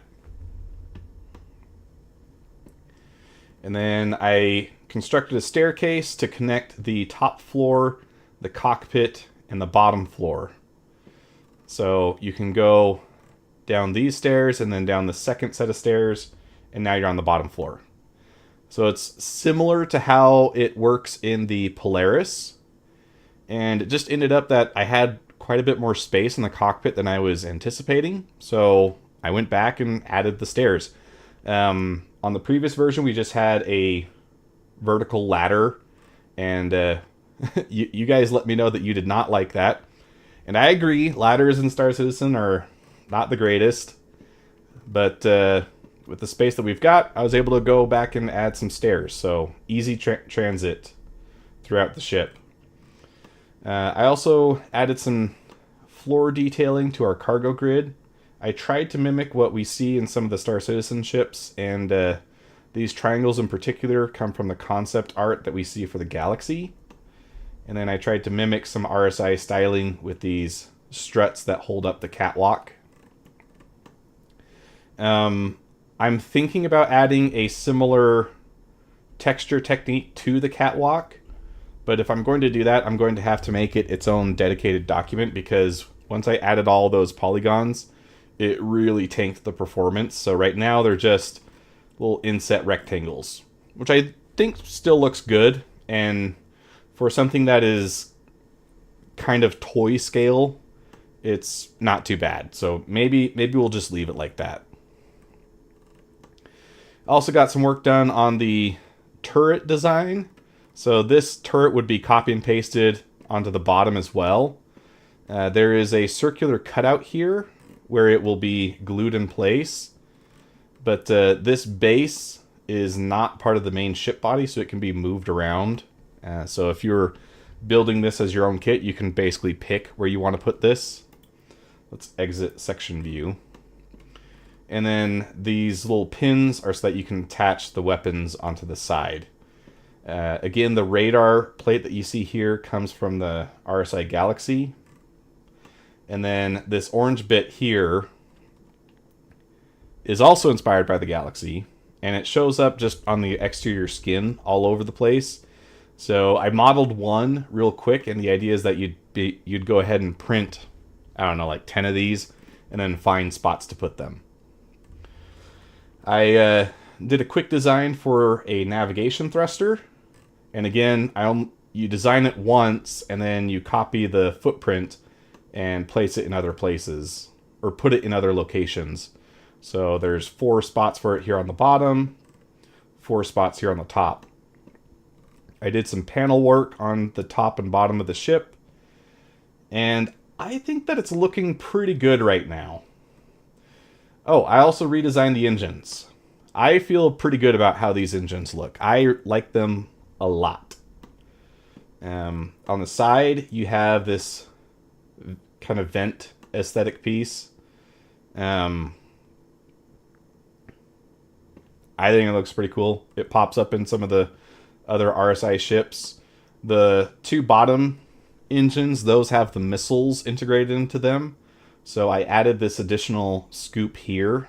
And the idea in my mind is when you fire off a missile, you might want to be able to exhaust some of that gas. So there's a vent to allow you to do that. I still need to do a little bit of work on this area to flesh out the details there. But overall, I like the shape of the engines, and that was what I was really struggling with on the previous version. I just did not like them at all. I still have them here, so we can do a point of comparison.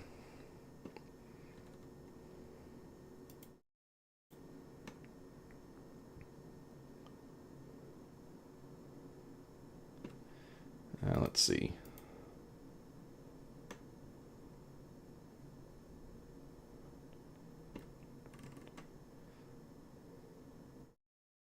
So I want to get rid of the right ones.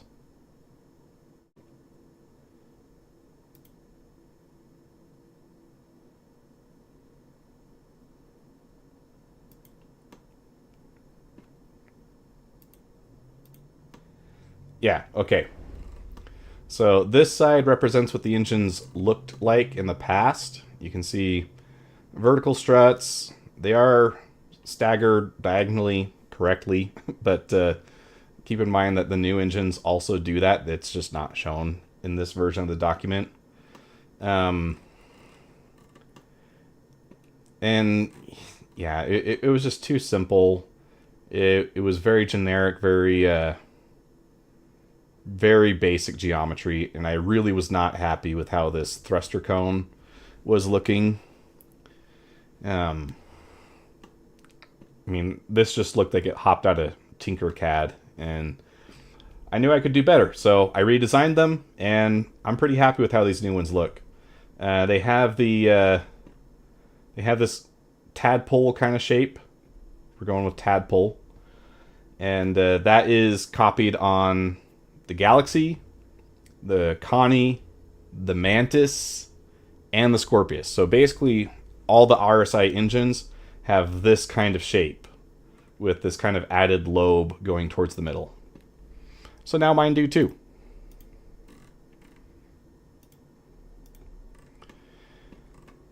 And then, there we go. We've done a little bit of work on the hollow table on the inside there. Let's see, I'll hide the canopy so you can get a clearer view of that. And then I've got a socket here on the top.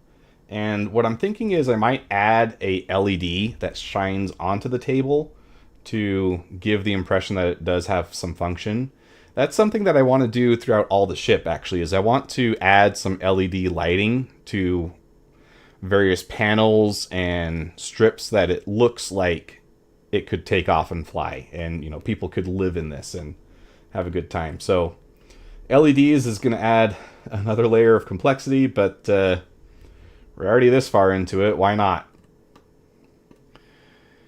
The canopy, I'm pretty happy with how that's turned out. It's kind of hard to see with this transparent material, but there is a little bit of a rib that's applied to the top here. That's seen on the Mantis and again the Galaxy. I think the Polaris has something similar as well. But when this is printed in clear resin, you would then take a fine brush and just paint this rib separately and have it do it in an opaque color. And then it looks like some physical support for the glass. So it should be pretty cool. Some vent details in the front. And then I also designed the VTOL thruster. Went for a propeller design like we see on the original Constellation, especially the concept art. There is some tolerance between this central shaft and this hub, so it should actually be able to spin. That's the plan, at least. Did some work to make it look like a futuristic kind of scooping blade. It's not using a proper NACA profile, but it looks the part, and that's kind of the most important thing here. And these should just slot into these holes. They're not copied over here, but it would be the same, right? Another vent here on the bottom, possibly for scooping up fuel and the likes of that. And then that missile launcher that we looked at, that would go here in this empty pocket here. And then just some additional detailing. Overall, I'm pretty happy with where the ship is going. If CIG wants to copy my design, I'd be pretty stoked to see it in the game. But at least this will be a really cool model to print off and play with.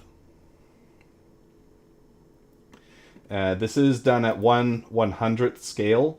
So with the Constellation being 61 meters in length, when this is printed, it will be 61 centimeters. So it's going to be a pretty big model. That's it's about this big. Yeah, pretty big. I also did some work to do a very basic Omnisky design. Let's see.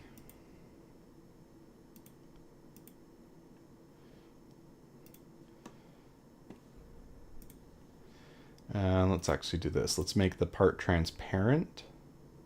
Well, actually, you can kind of see what's going on here, right? So it gives the impression of an Omnisky. Star Citizen weapon models are extremely detailed, to the point where if I printed this in full detail, or that is to say, if I went and added every single thing that we see here, you wouldn't actually be able to see it. You would have to get a microscope or magnifying glass to appreciate all those details. So for our purposes, I'm just going to keep it a lot simpler and just give the impression of an Omnisky. When it's painted the right colors, it should look pretty good. But yeah, that is an update on all the CAD work that I've been doing in the background. I know it's been a while since I featured any of that. What can I say? Semester has been crazy. I'm in my senior year of college. I am halfway through.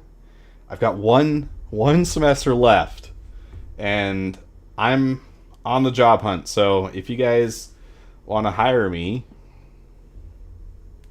you know, send me some in, send me an invite. I'll apply. But yeah, it's just been a really busy semester, so there's not much more to say about it than that. Uh, Quick update on my sister. Uh, let's see. If I pull up my YouTube channel, I should be able to get a date on when she was in the hospital last. If this is your first time coming to the channel, my sister has a rare form of uterine cancer. So if we go back to Thanksgiving, this was all of us together. We were all wearing beanies because she's got no hair left. But on this date, so 4 weeks ago, she got sick. She was in the hospital. She was there for 3 days, and then she was able to come home. When you're on chemo drugs, you have no immune system. So she got a fever, and that's enough to send you to the hospital because you have to get that taken care of. Thankfully, they were quick about it, so she was okay, and she was able to come back home 3 days later.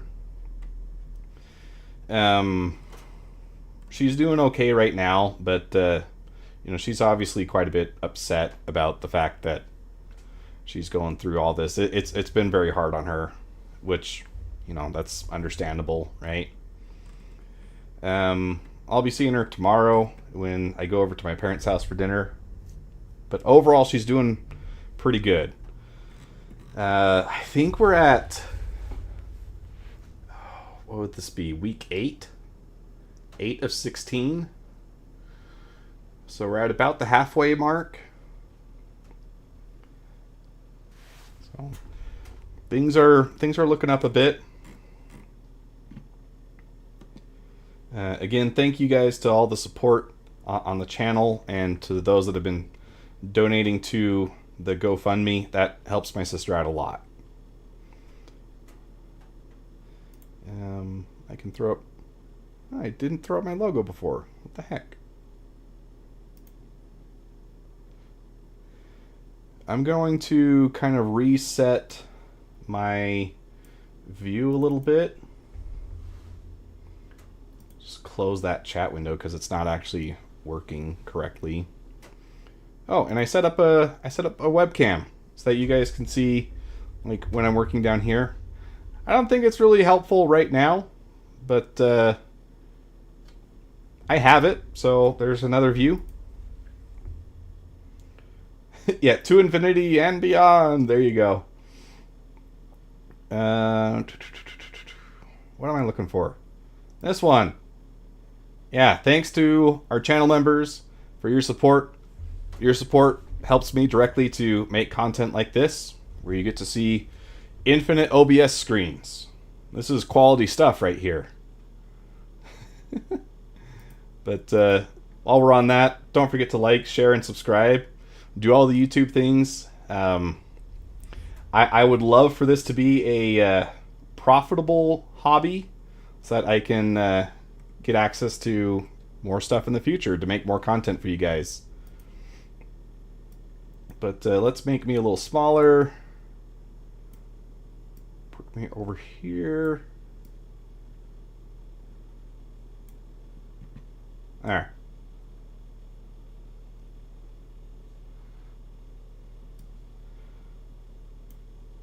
And let's see how the PTU is going.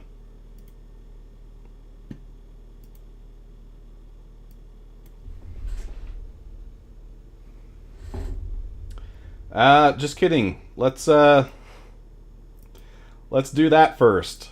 Let's copy the account over to the PTU.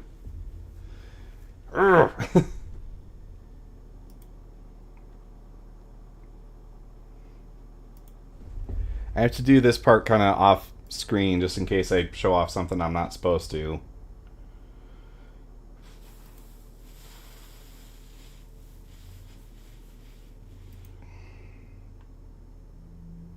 Um, where's the? No. Where's the link? It's not showing up in my hanger. Would you go to settings? There we go.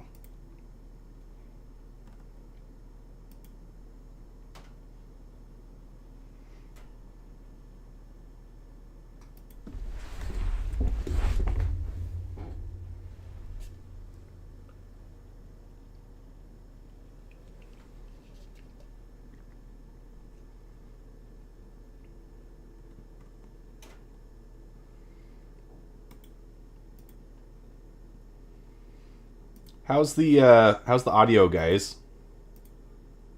I set up a noise gate so that it shouldn't be playing like my breathing all the time. Do I need to perhaps?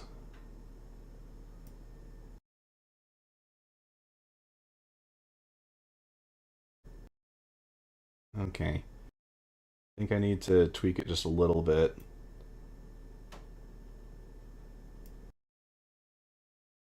Okay. That should be doing a better job of cutting out the noise floor. Yeah, okay. But let me know if it's too much though, because like it can quickly be overbearing.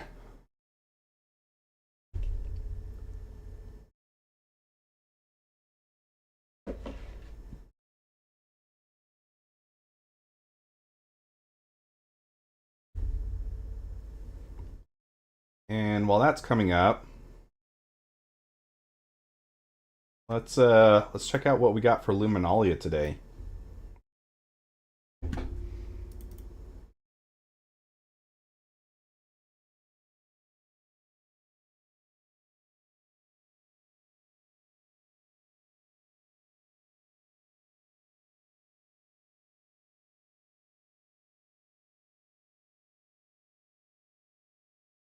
Ooh. Luminalia. Oh, this is Karna rifle. I like the Karna. That's pretty cool. Archimedes and Merlin deck the hull and icebreak paints. Come on. An image in new tab. There we go. Ooh. That icebreak looks really good. I don't care so much about this one. Like I like this green. I I'm not such a fan of it with this red. But this blue, that looks sick. And we already did this one.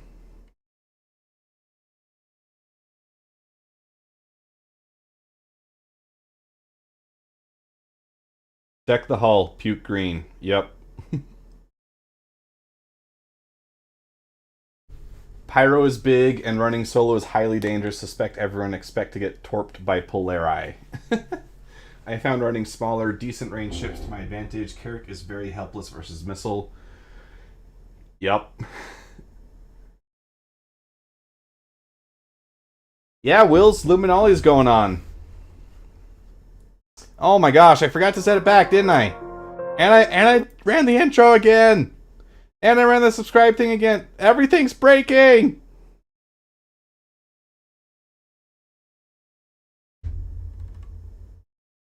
Oh my gosh. Okay. Misinput.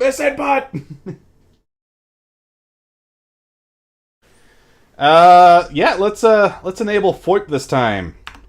Cause that's supposed to actually work.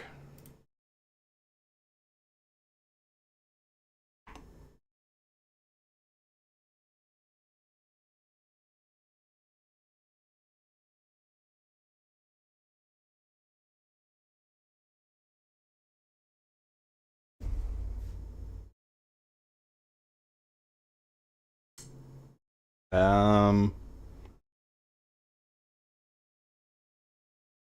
Fly. Okay, fair enough. I've got two things plugged in. Um,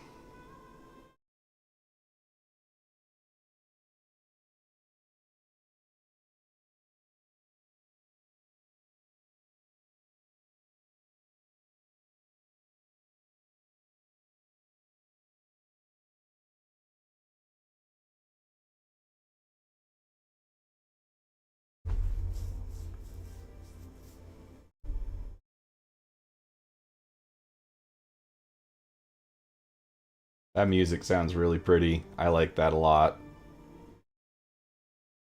Um, what am I looking for? Hey Schlag, real quick, is HDR supported with Vulkan yet?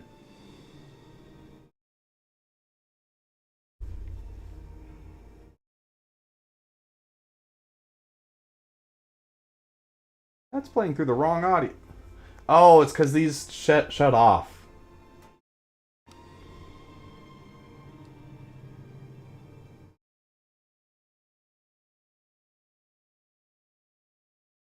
Ah, so much nicer.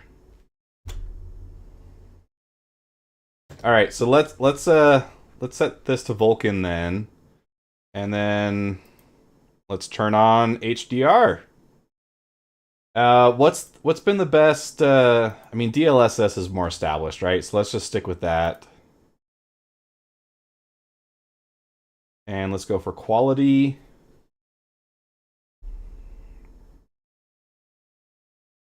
And what's that other thing?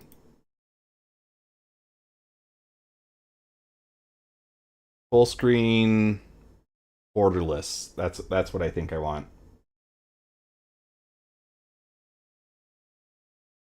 Ooh. I like that. That's pretty. All right, that's enough of that. Just kidding. No, I need to copy my user folder. Is it this one?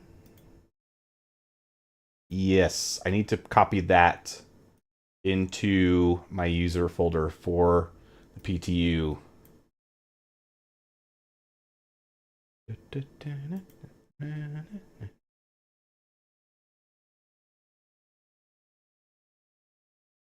Star Citizen live ePTU user client controls mappings copy paste.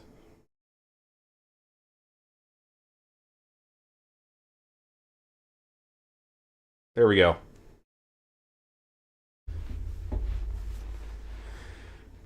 Hopefully that will mean that I don't have to set up all my keybinds to play.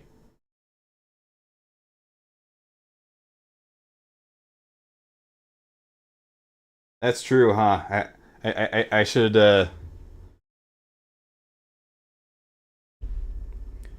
um I've done that before. I'm gonna look for that. I think it's also in that user folder.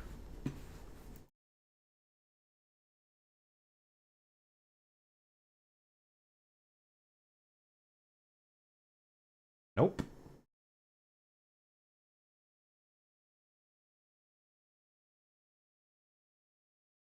Profiles? No. Mm. Mm. What? No.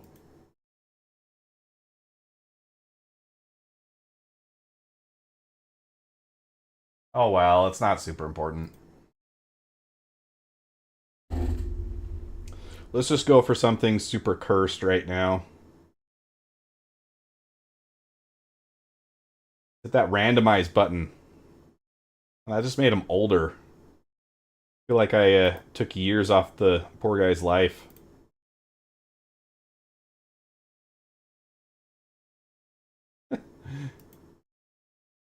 Okay, so I think what we're seeing is they've toned down the amount of randomization going on. And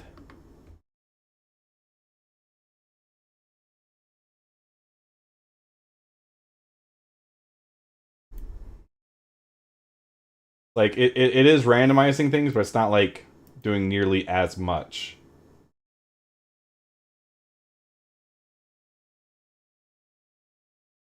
But it's really set on that hair though. It does not want to give up that hair.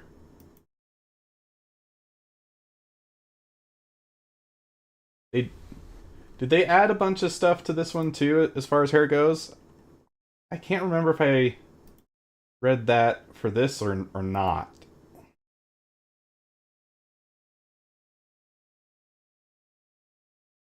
Ooh, that one's kind of fun. Oh, this one has the beads in it. That's cool. Baby, don't worry. Not a thing.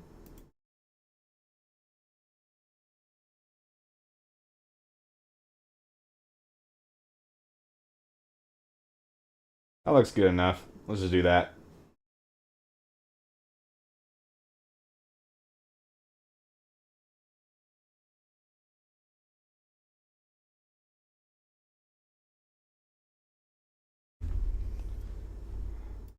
Wait, I don't want to do the tutorial because that'll set me at area 18. Let's do Stanton. Um, I'll do New Babbage because New Babbage has the best ships or best stores.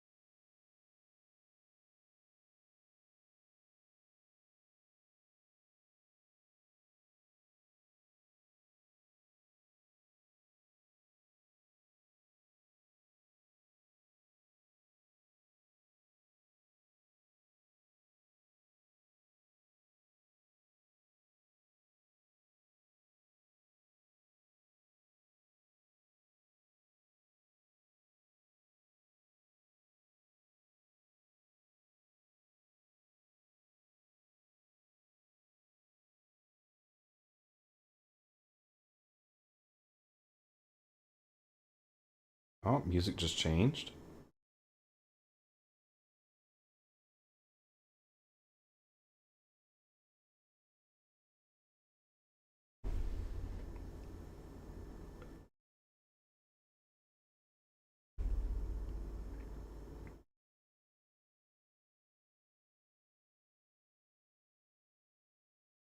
Hey, Steltech, welcome to chat. How you doing?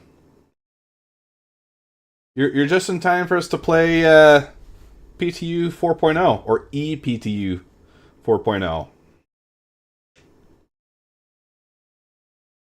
The E is for extra jank.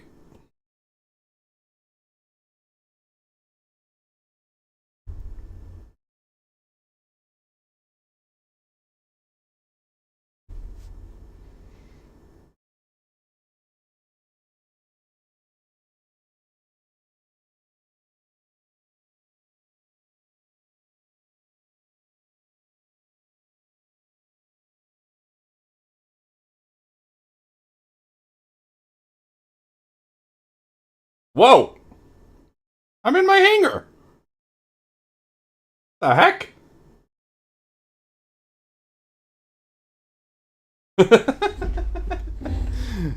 All right. Uh, let's play with the graphics settings just a little bit. Yeah, hangar spawns now. That's great. I like it. I'm gonna bump up the contrast, lower the gamma.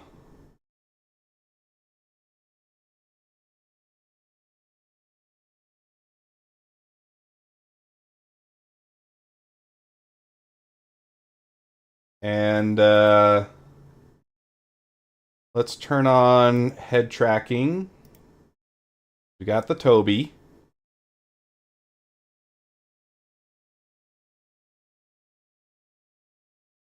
And where's the... What am I talking about? FOIP. That's down here, right?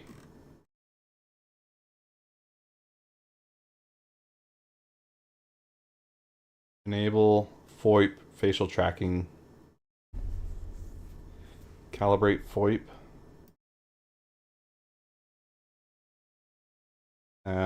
Usually that opens up a second window, right? But I don't have anything down here. Hmm.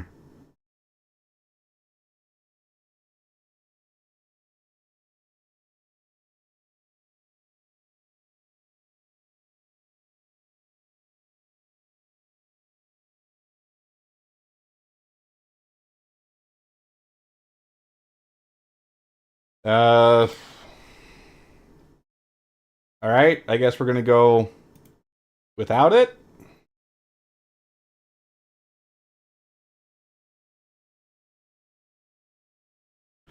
Maybe if I maybe if I turn maybe if I deactivate it in OBS,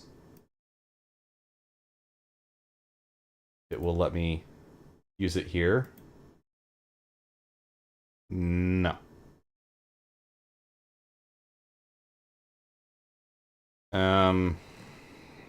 Okay. Let's go through the settings, change some of the basic stuff here. Camera spring movement, let's get rid of that. Get rid of all these. Make cameras, and let's keep those. Let's set this to yes. Yes, yes. Keep that to no for now. I'm kind of iffy on the aim down sights toggle. I've watched some videos where they talk about like how it reduces the stress in your hand, which allows you to aim smoother. I probably just need to play with it more.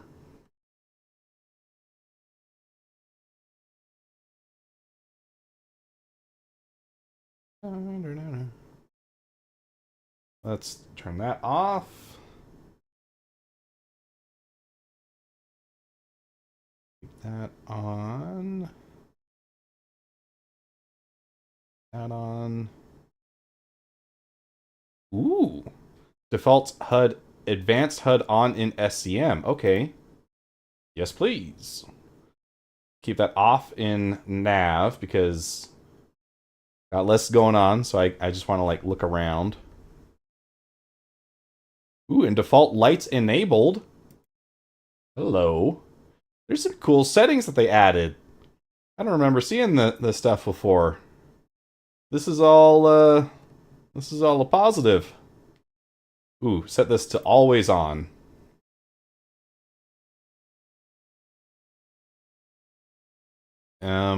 I think I changed these, but I can't remember what the settings are, and I don't want to bother with that right now. It does make a huge difference.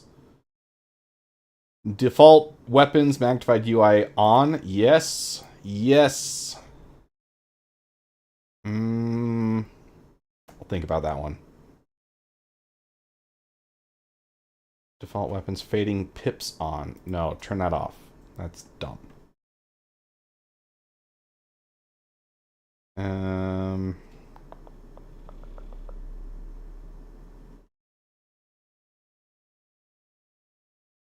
Vehicles targeting locked show trail? Target arrow display mode.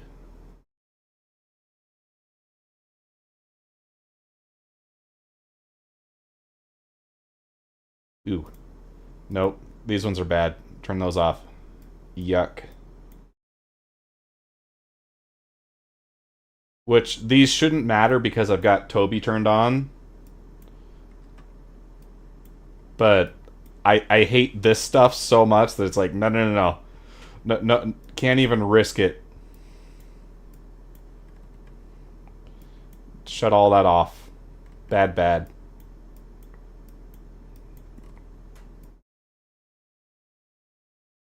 I'll keep this on. It just adds a little bit of a like a whoa. Doesn't bother me. Doo, doo, doo, doo. I think that's it for those. Go to the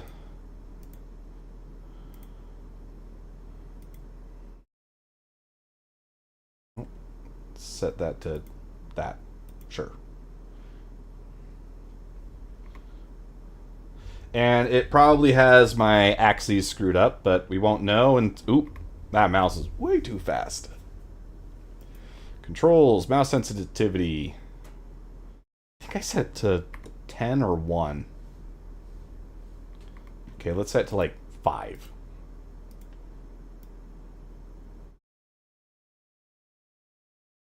The reason why I set it so low is because the mouse by default has a really high DPI. So I set it low to compensate, but I keep the DPI high so that the accuracy of the movement is better. Pro gamer logic right there. And we've got lots of money to spend. So let's head to the store. Man, with the little tweaks to the graphics, this looks so much better already. FPS is not doing too hot right now, but it is the ePTU. So they've got a lot of extra stuff running.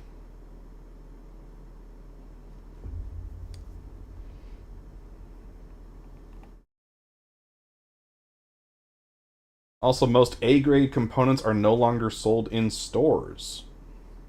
Okay. That is an absolute win in my mind. Because that means that there's a reason to go hunt for them elsewhere, right?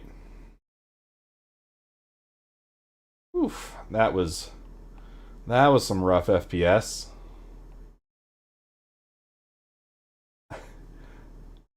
I think the hangar spawn is actually a really good idea. It's just in this case, it it means that I have to go shopping, and so I immediately undid their change.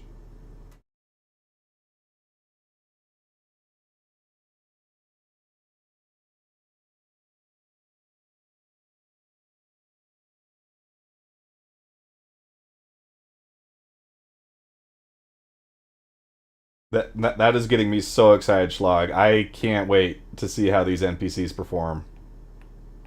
Let's see which one's taking me. The commons. This is the one I want.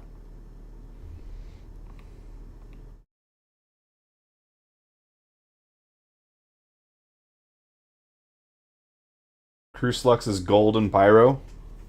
Yeah, I guess that's true, huh? Because you don't even have like the normal water. This will be my first time actually playing in pyro. I have not had the opportunity at all before this. But it's not sold there, so it makes sense.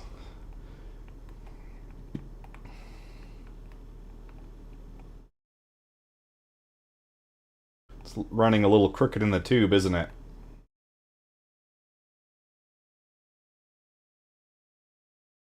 They seriously ran up to you and started meleeing? That is awesome.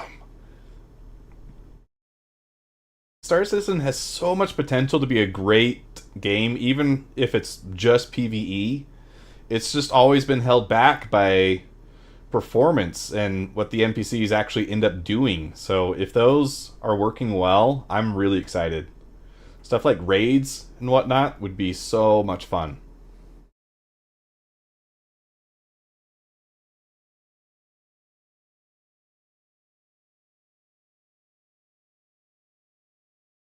Does someone want to do a quick search and find out the difference between CIG's TSR and DLSS? I know CIG was working on their own form of upscaling, and maybe because it's Star Citizen specific, it'll work better.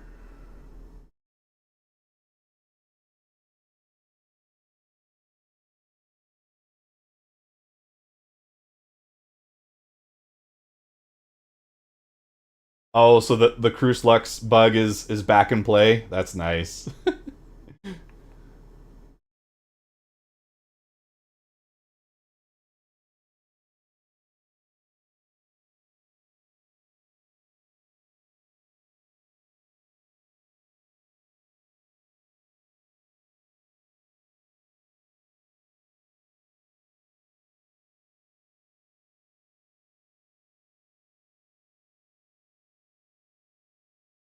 I don't think I've ever actually seen NPCs doing push-ups here.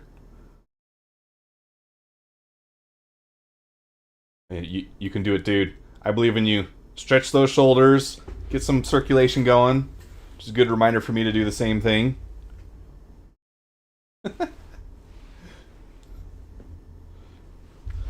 Stretch those hammies. Like they're actually doing stuff. That is on one hand it's really sad that that's what I'm getting excited about. Oh, he's going for it. Yeah, my oh, that's a fancy push up. He worked in some extra toe strength there. Did you see that? He just like forward on the toes.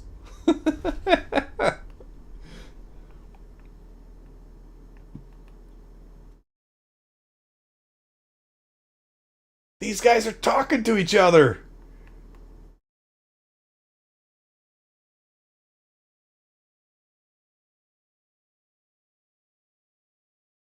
Oh, they're talking about Hurston.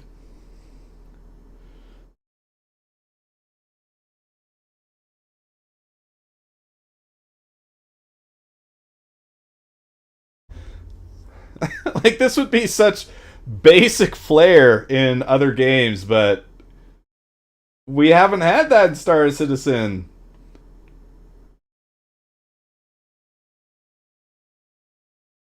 Let's see. This patch does not have the new lighting, right? Like we're still waiting on ray tracing.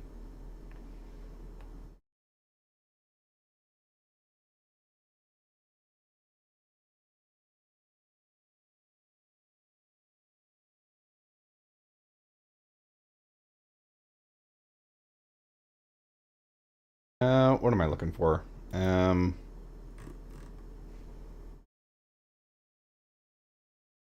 see here I can buy my weapons.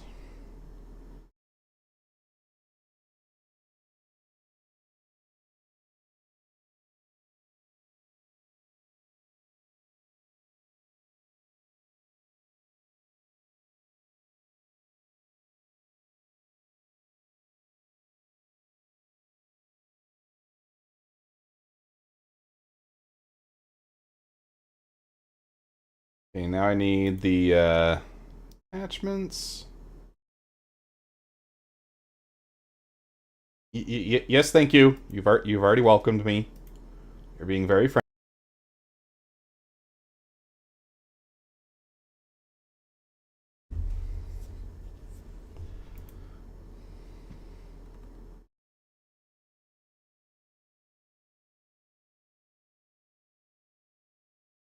Let's go with some Morozov Snowdrift. I like that one.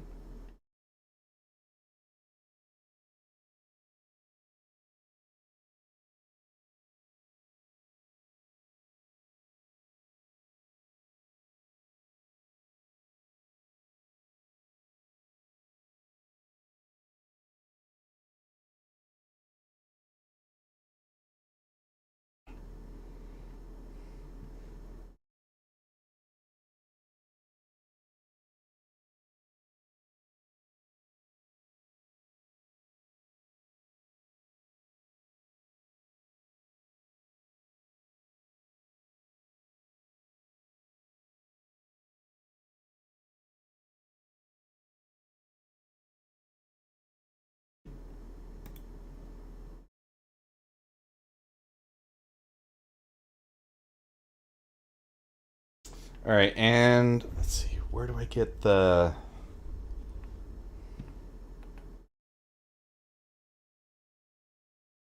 Bruce Lux? I know they sell it at the Kelto. They sell it over here too. Looks like they do.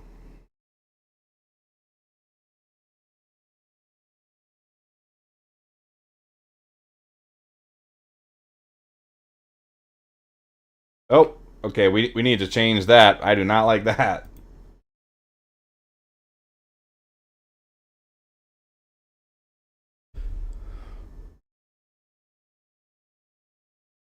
On foot.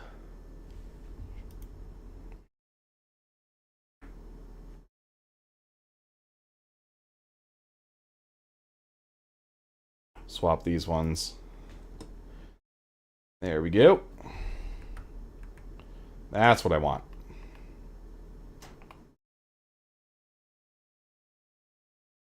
Oh, yeah, yeah, yeah. Let's grab that one. Hey!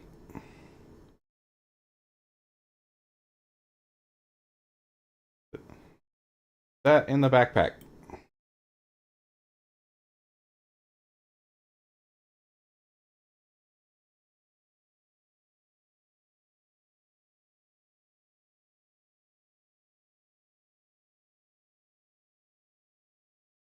Okay, did that put it in my backpack? Nope. I don't know why we have to keep going for the one that's in the floor.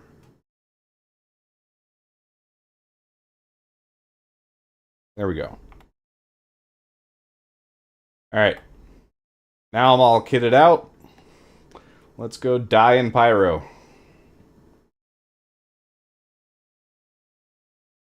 Wait, do they have a... Oh, they have a rental store. I think they also sell ships here too, though, don't they?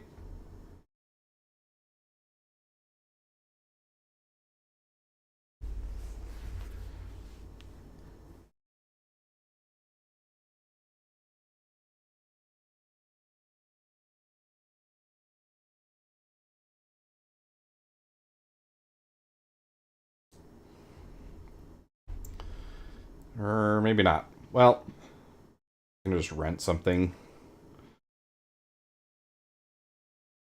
I think I want to rent like a Connie, something that's got pretty decent firepower, so I'm not decent firepower and shielding, so I'm not just an easy target. That is speedy service if I've ever seen it.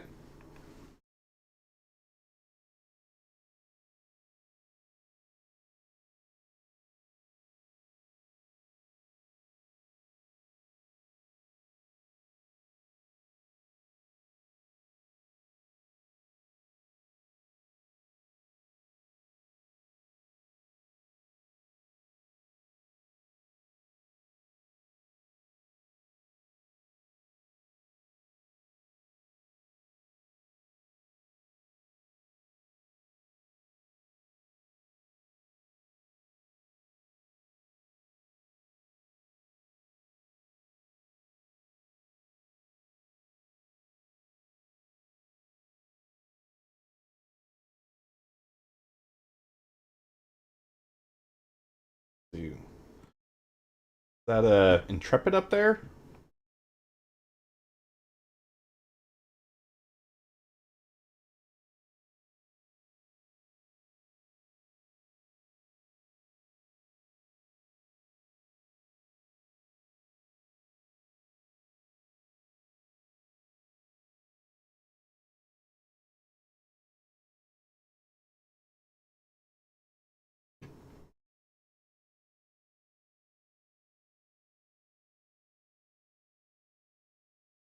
Um, I'd like to get out, please.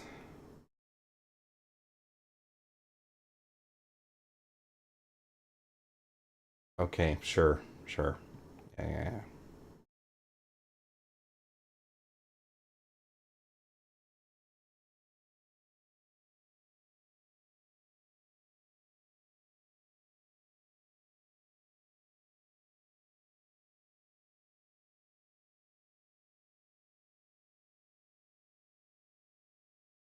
Sick. Yeah.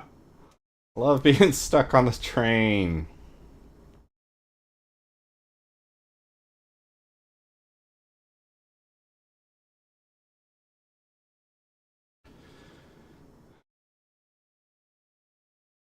If it doesn't let me off at this next stop, I'll just exit to menu and come back.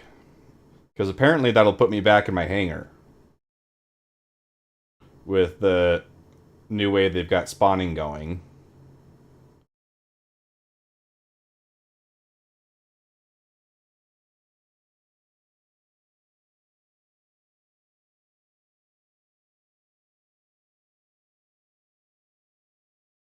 Okay. That time it lets you out.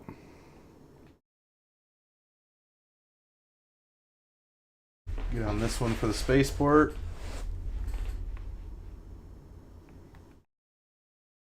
Oh my.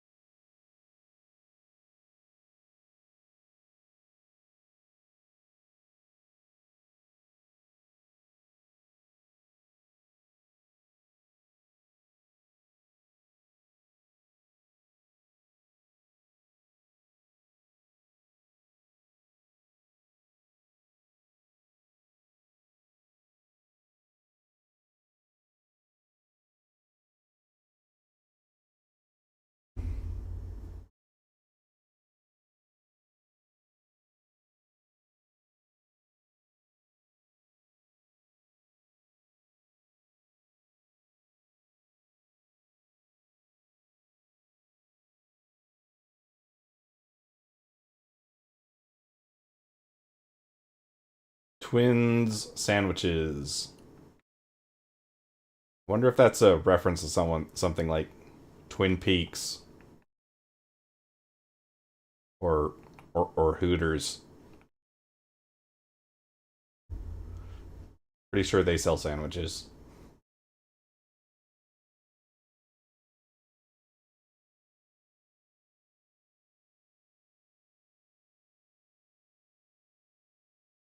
Oh yay! Let me out this time.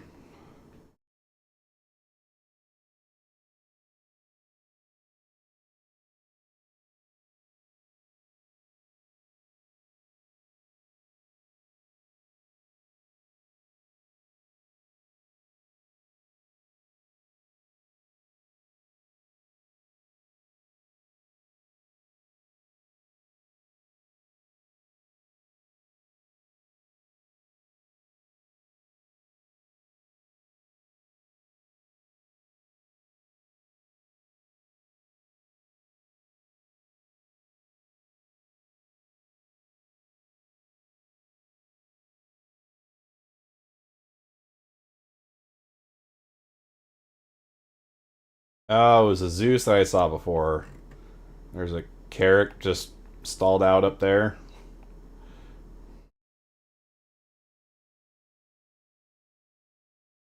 Scenic route. Yeah, exactly. I meant to do all that. It was all part of the plan.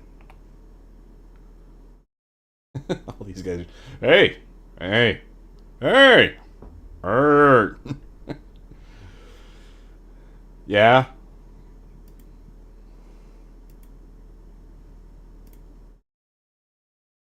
Hey.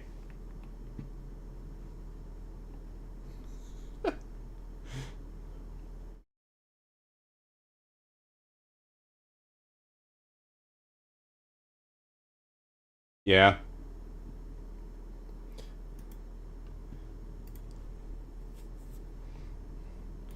The NPCs are clearly working a lot better. Maybe they just need a bit more variety.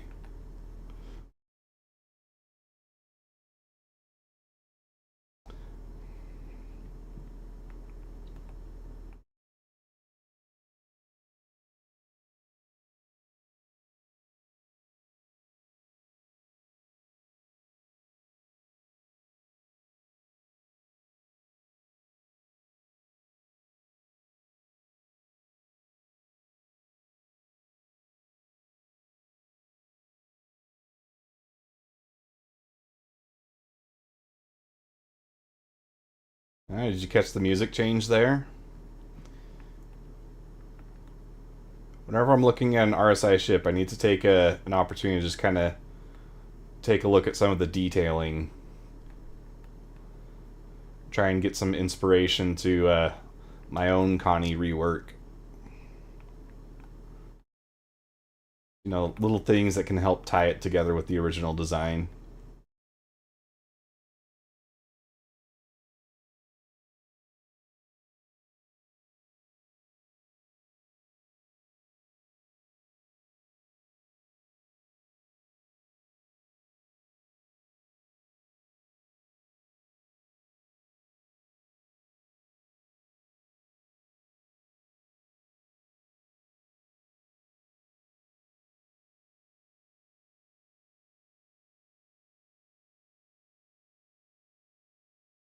Okay. That bit was pretty smooth.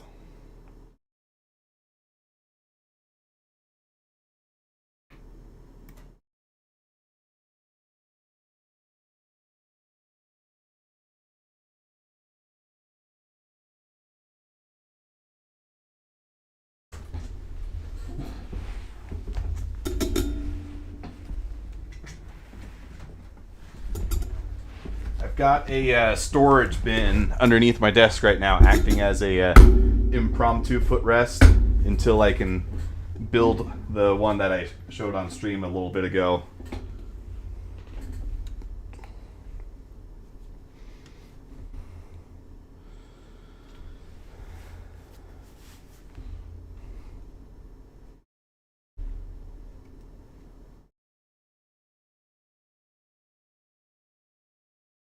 Um. Oh, I must not have set a keybind for it, like I thought I did.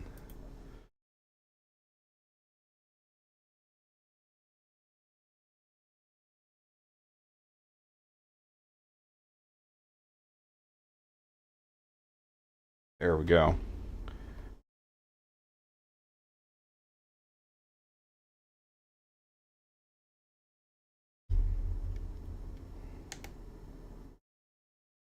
Oh shoot. Okay. It set them to the wrong one. PP underscore resort devices joystick 1 2.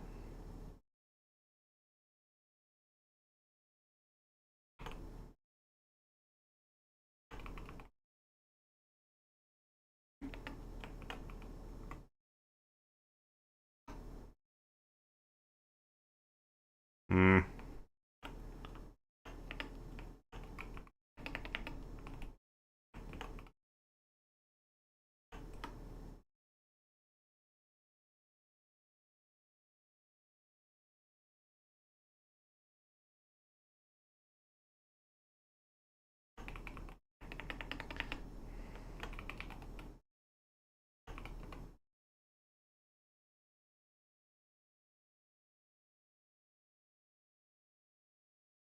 Type.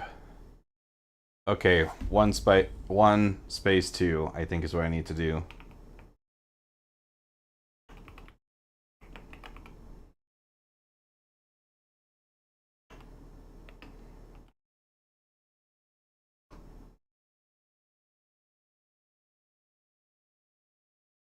Okay.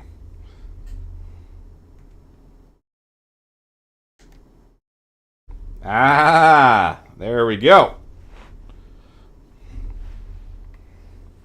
And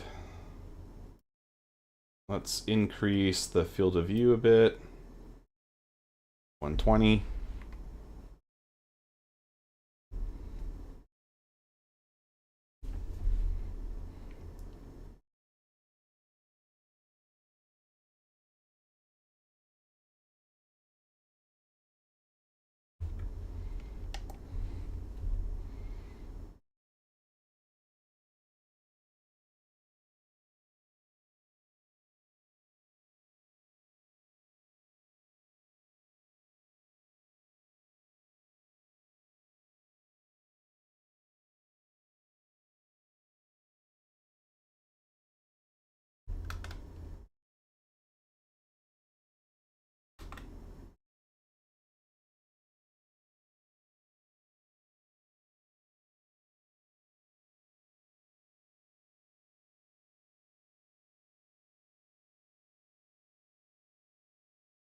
So, see. Oh, that's okay. I was in scanning mode. That's why that circle is there. The altimeter looks a little different.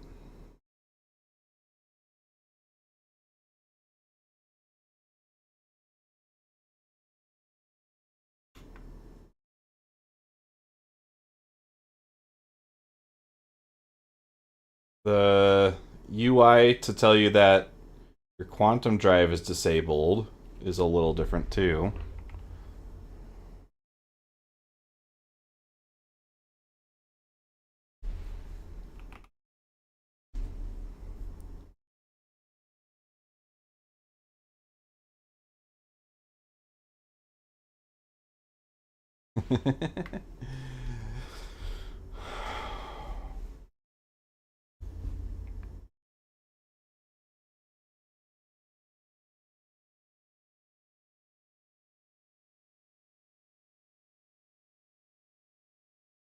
Oh, that's cool. See those little green those are neat.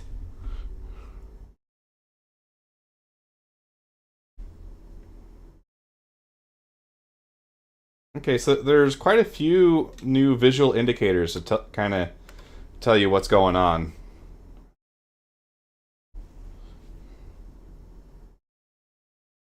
We got some new music in Quantum.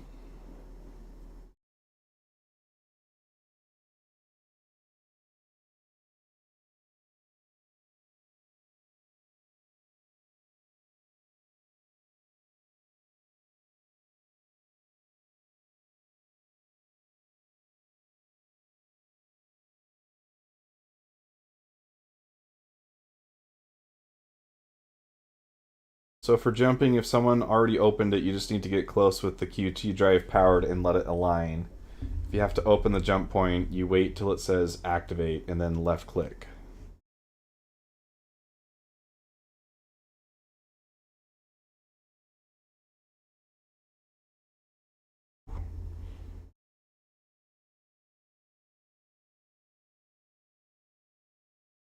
Roll up, roll and strafe. Okay.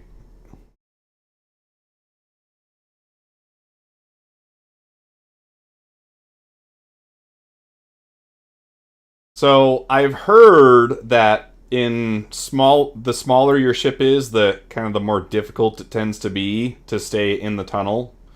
So I'm hoping that with this Connie that I've picked a good kind of medium-sized ship to get the best of both worlds.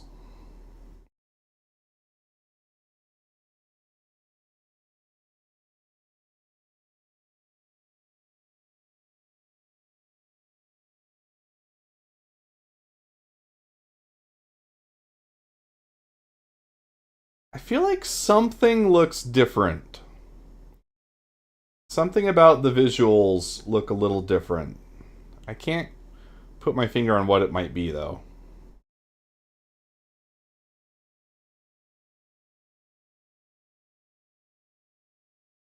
I think the UI colors have definitely been adjusted because I feel like this is a more vivid green than we had in 3.24.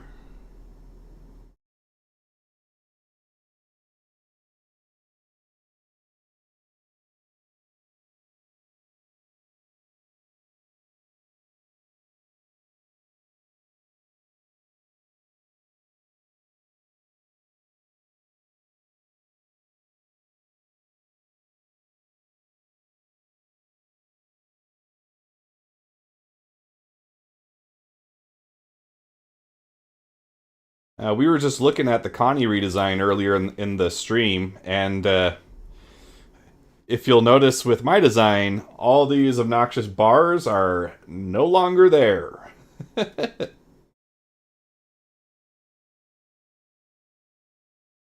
I know, right? The new QT looks really good. And then the fact that you're actually doing something for the first part, that on its own, I think is a huge boon.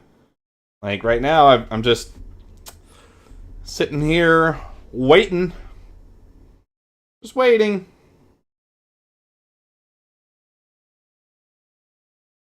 The sun'll come out tomorrow.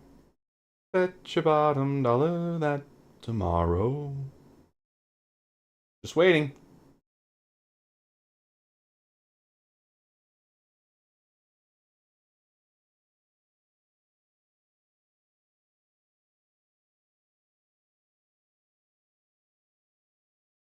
We've looked at these same paint streaks for literal years worth of time over the course of 10 years playing this game.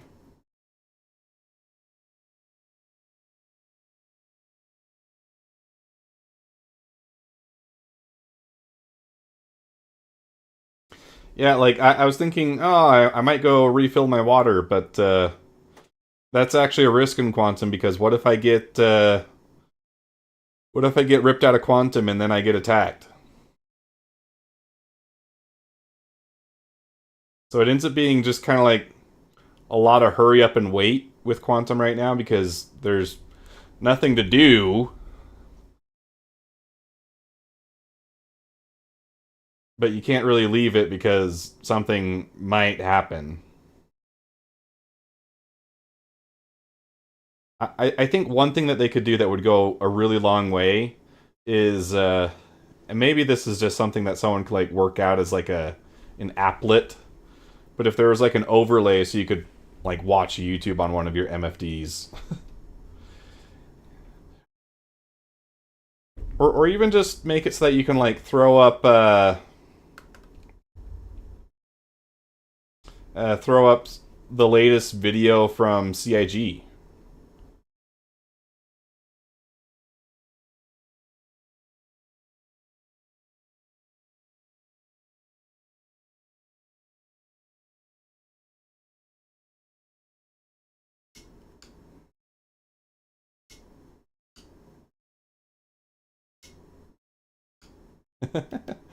Four size fives.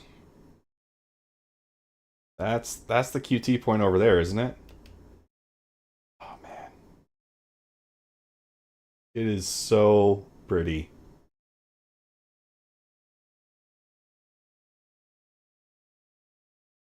Oh, did someone just open it, or did I just get close enough that it rendered differently?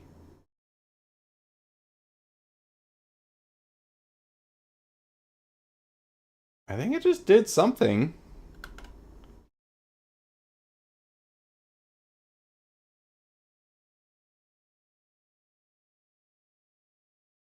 Fly at it slow.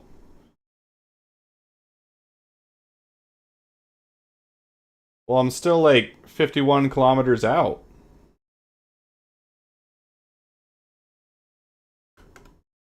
Okay, I'll keep it slow. That looks so cool.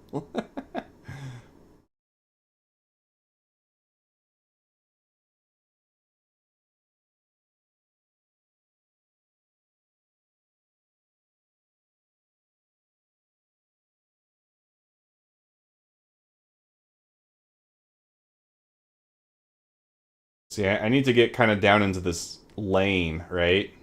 Uh-oh, what's going on? Okay, it recovered. We're good. We're good.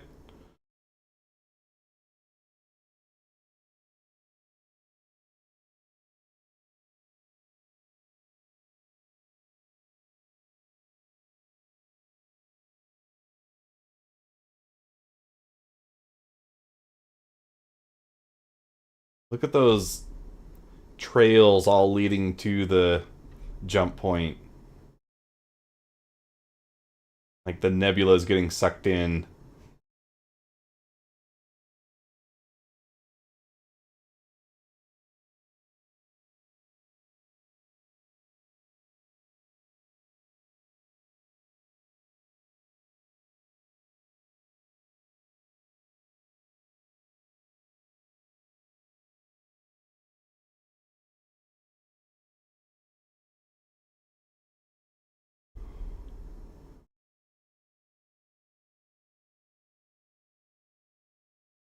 Also love the lighting area. This like feels like a magnetic storm, right? You have just these pulses of light.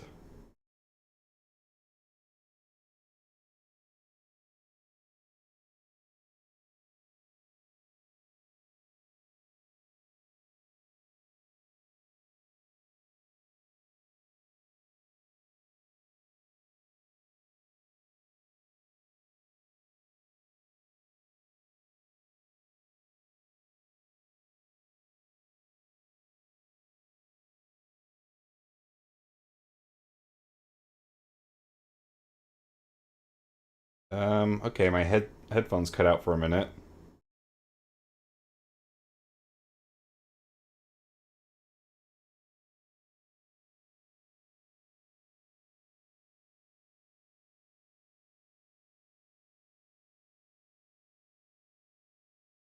I think after stream I'm gonna have to like reinstall the audio drivers for these headphones. I think they're still pretending like they were paired to the previous set, and I think that's causing issues. Or they'll just kind of disconnect randomly.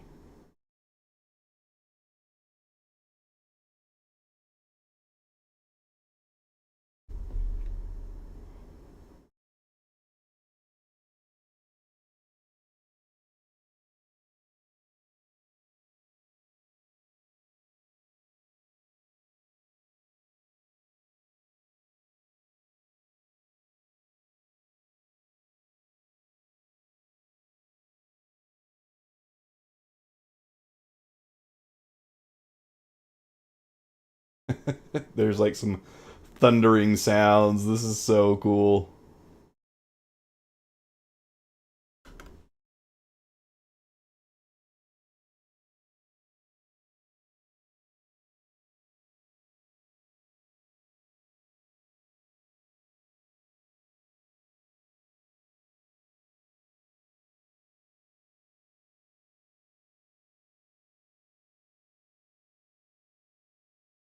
Hear the new music.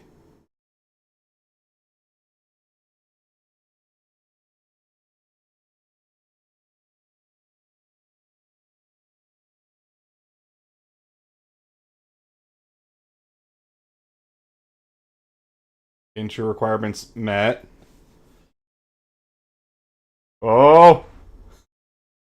Tuning complete. Activate jump point.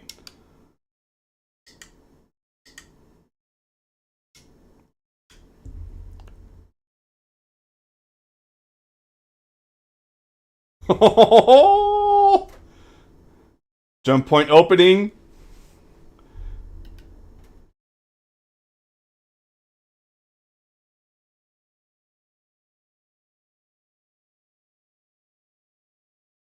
Oh, and we're getting sucked in. Oh my gosh, this is so cool. Oh, we are in it now.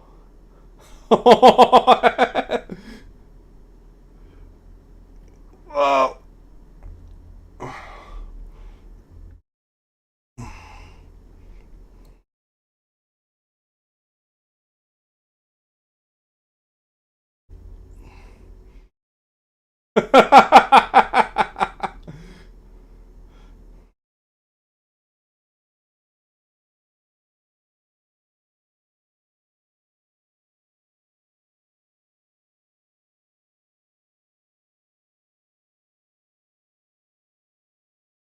Okay, now we're on the pyro side. The lights change.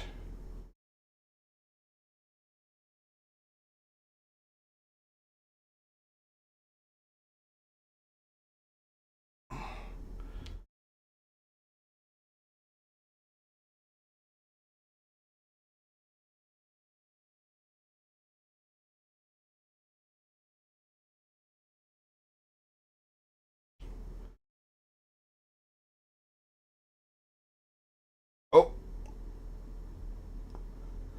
oh, there it is.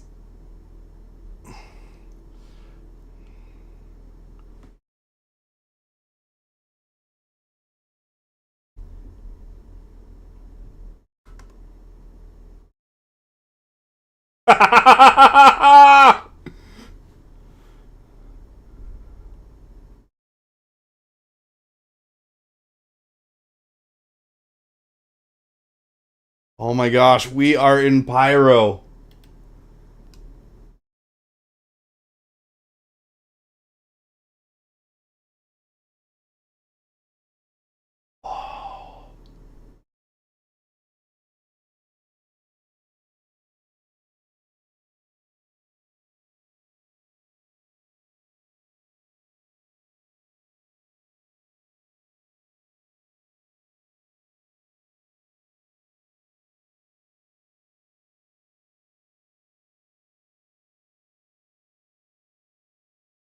Oh my gosh. This is so cool. We just crossed into Pyro, guys. Like I'm just speechless. I have waited so long to be here.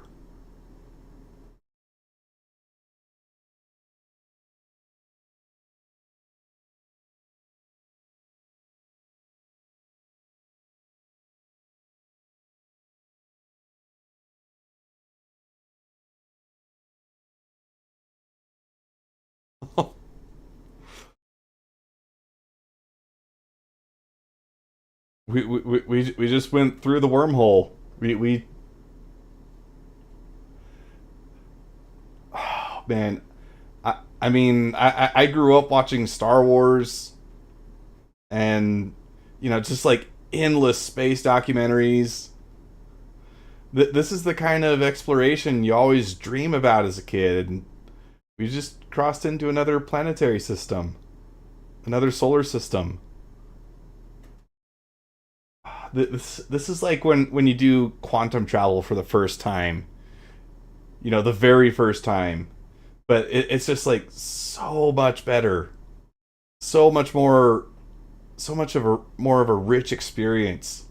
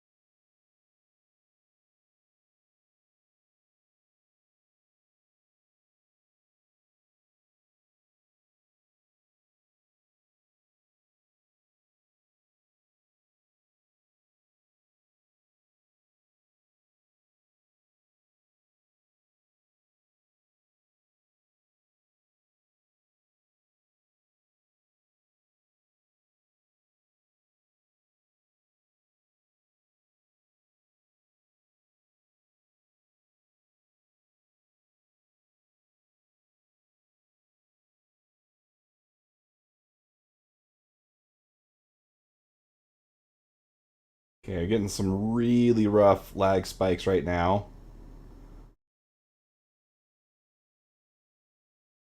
Down to like slideshow quality. Okay, it's recovered a little bit. That's gonna keep happening. It's ePTU. Yeah, the last Inside Star Citizen, they were talking about the music. Well, I guess the second to last one. They were talking about the music of Pyro and Star Citizen, how it's all getting a a big update.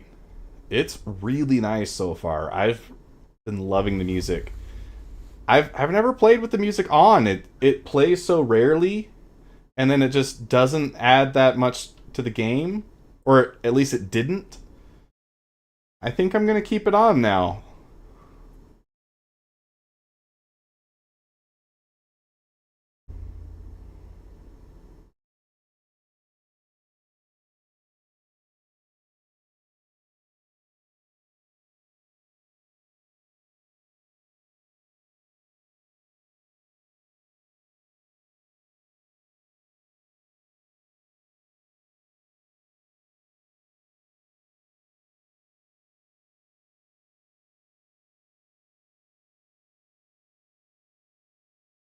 This would be a really bad time for it to give me a lag spike.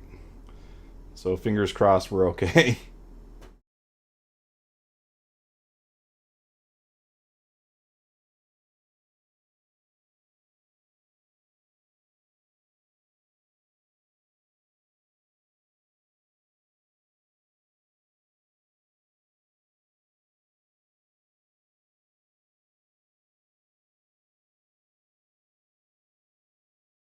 Okay.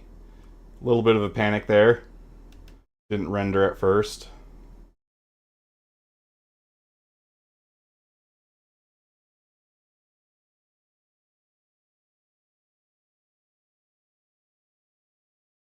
That's about as good as it gets in a Connie.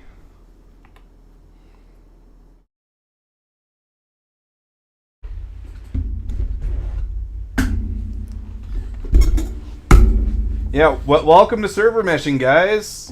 Just like Schlag says, we probably did cross two servers to get here. I know on their past configurations they've had like the interplanetary area be one, and then the planets are one.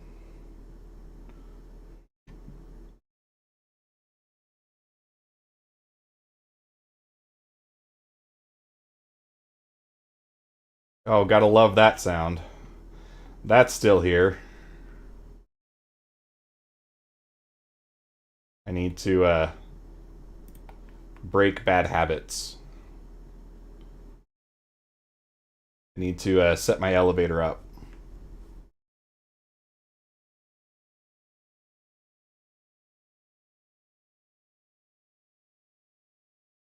And this is I know in it's kind of changed, right? Like in some builds, this has been a hostile zone.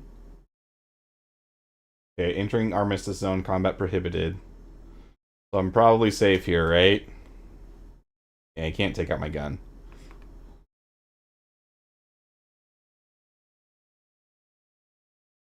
You guys are lucky, man. I'd be ripping you apart.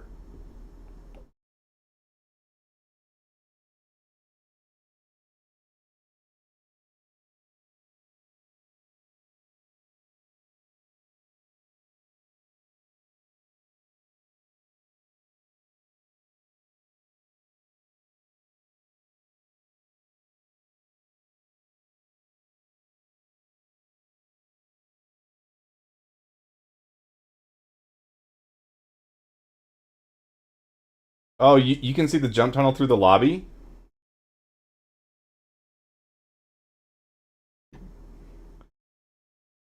My paranoia is getting the better of me. I need to just double check.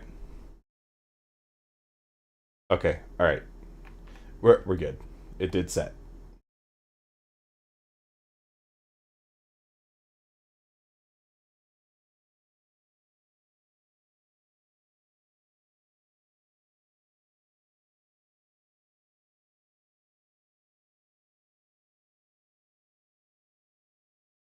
Oh, and on this side it's totally orange too.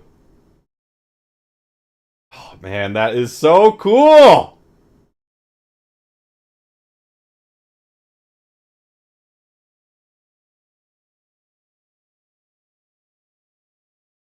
Oh man, that is incredible.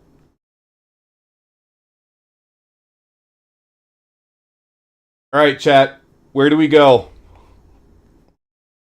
Uh I know Bloom is supposed to be really cool. What one's that one?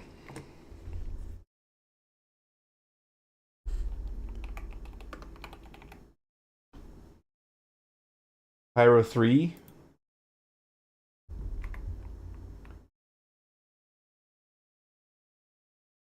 Go to Pyro 3.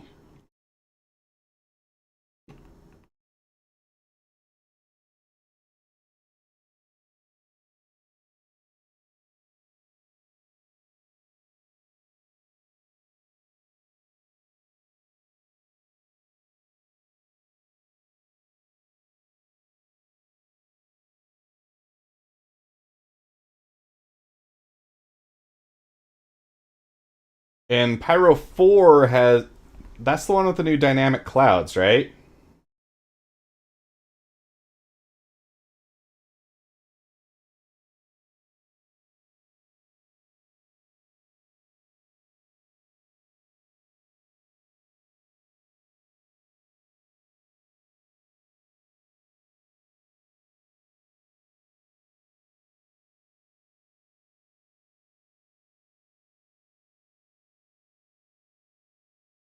And we're gonna have to be a lot better about. Oh, Bloom has the clouds too?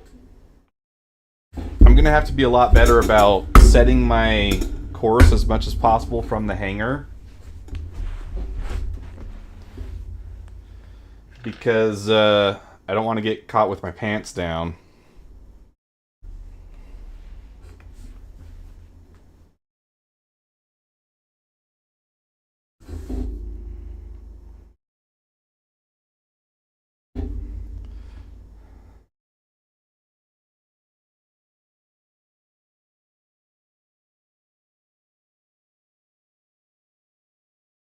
Uh, Not letting me jump to Pyro 3.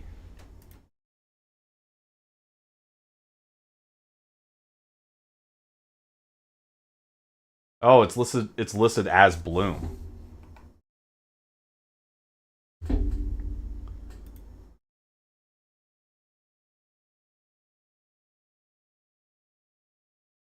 This is not a valid quantum target? What do you mean?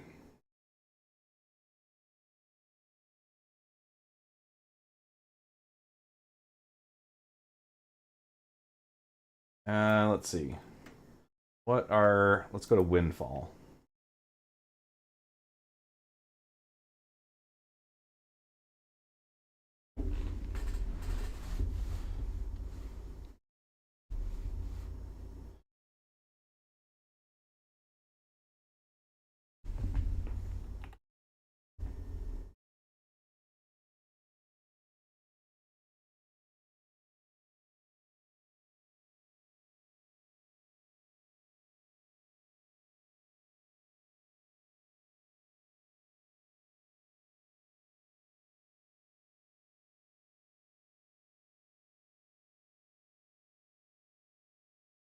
Oh, is that why it wasn't letting me do that?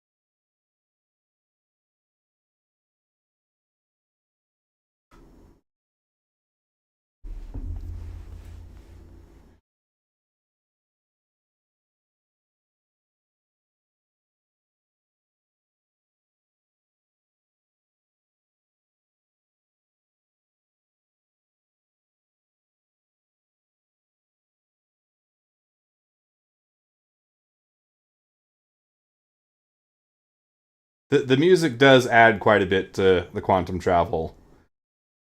Like, I'd much rather it be there than not, right?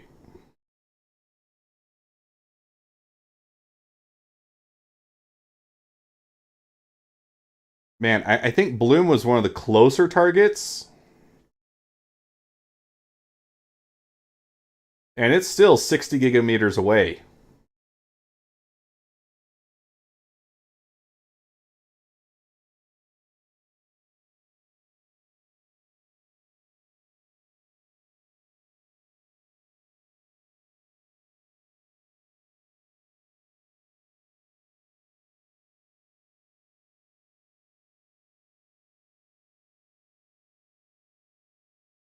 And look at the skybox. It's not the Stanton skybox.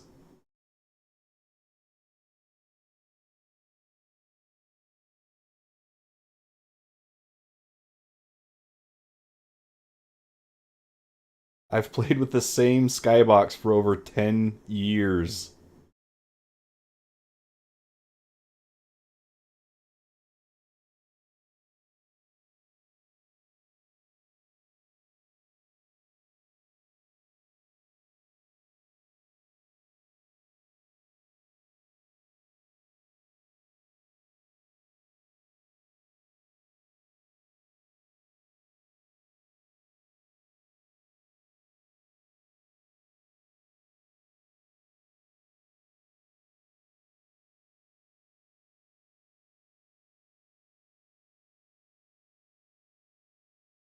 This is such a trip. We've been talking about Pyro since what, 2017?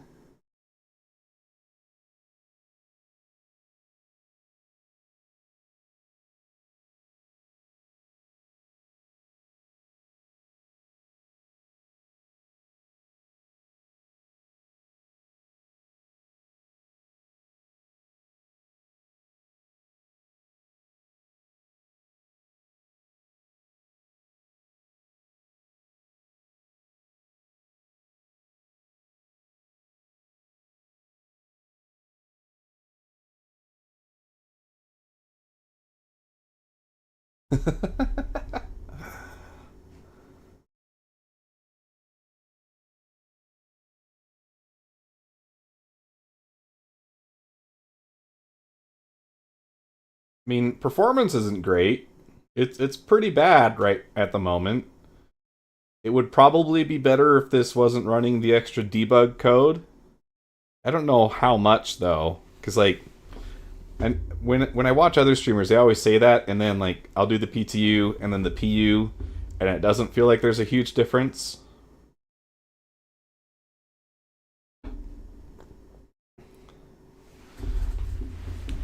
But there probably is still quite a bit more optimization they need to do.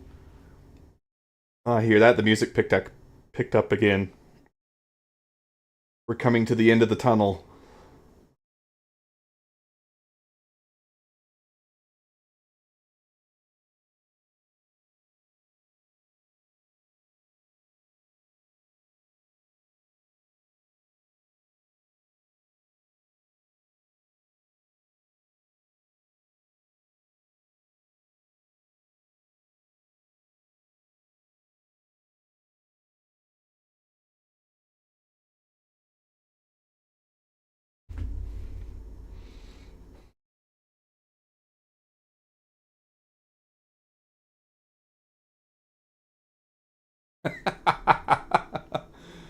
Oh,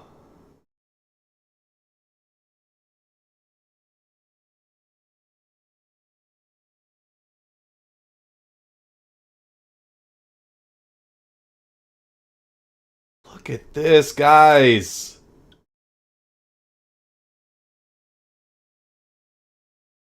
Look at this.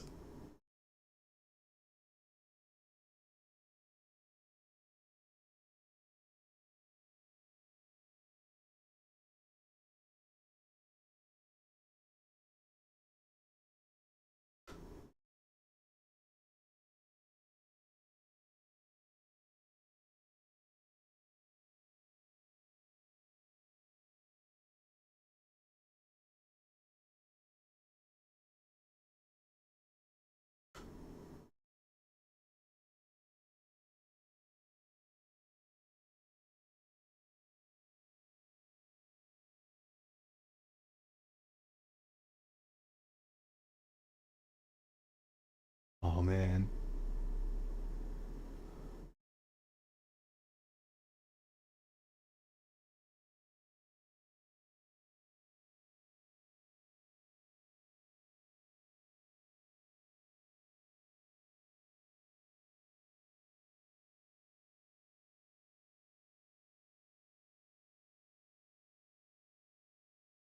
Oh, is this the? No, I don't think it is. I was gonna say if this is the big gouge of obsidian.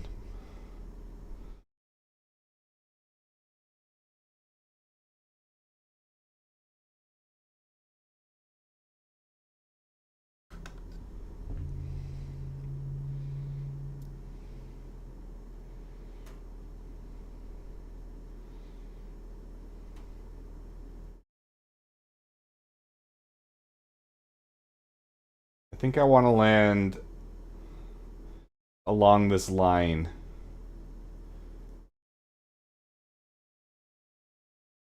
Okay, all right. I do want to see that hopefully tonight.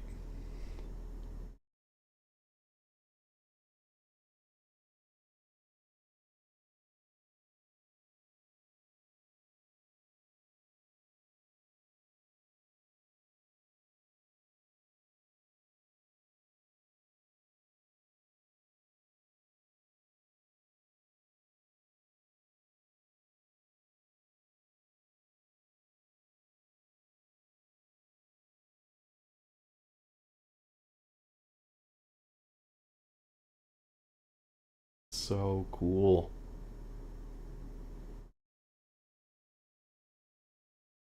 And the music, like it's not like horror movie level. And like I'm not like uncomfortable, but like this is it's foreboding, right? Okay, we gotta You gotta shut off this. Where's the QR code one? Isn't it towards the bottom?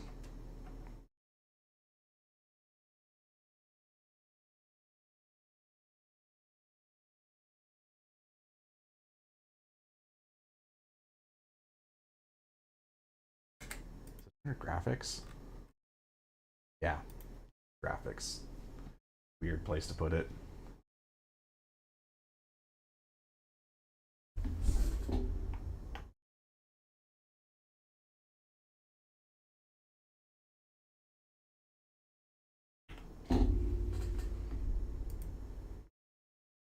Okay, I just updated the title of the stream so that people know that we're doing ePTU 4.0.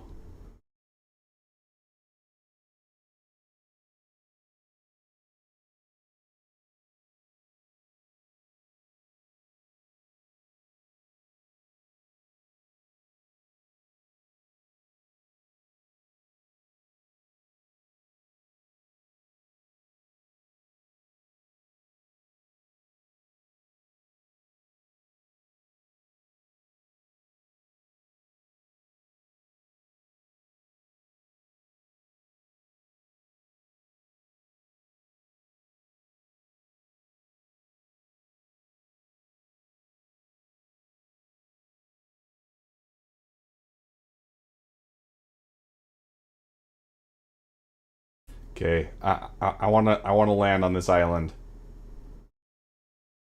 I guess not technically an island. It's connected.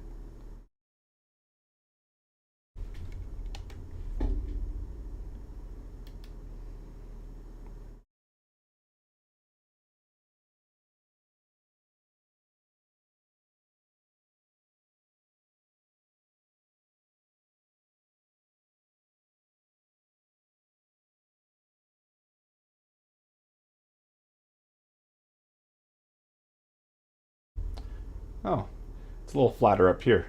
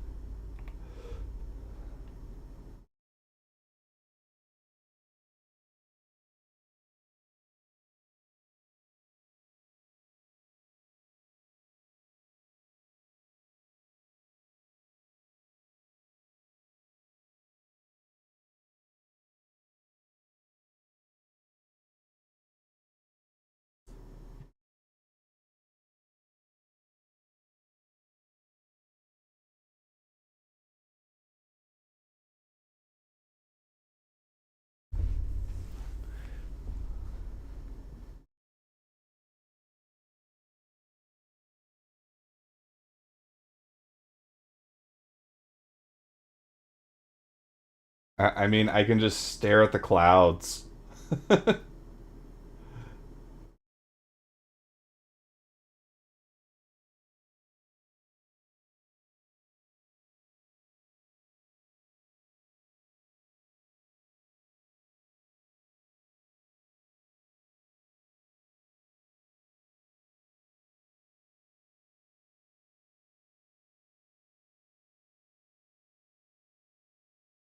Wow.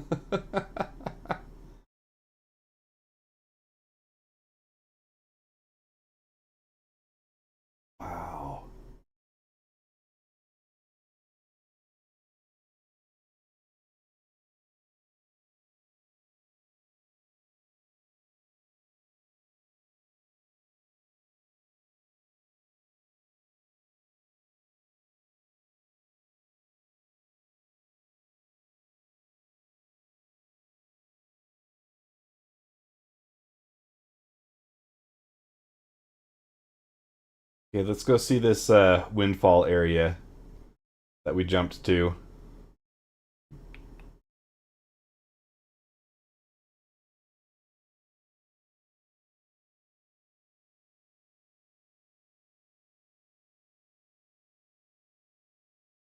That's in more of the yellowy parts.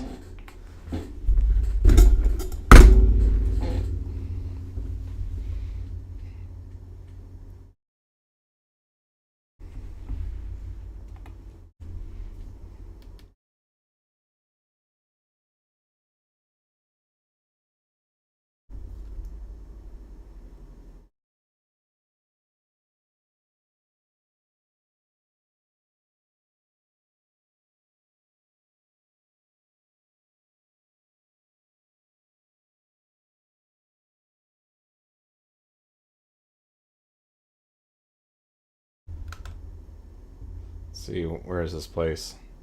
Over here, isn't it?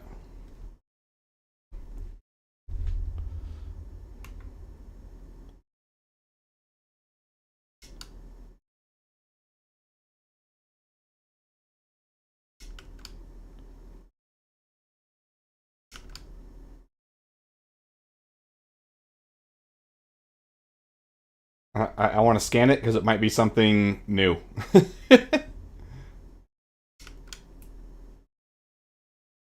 Oh, it's quasi grazers. There's cows down here.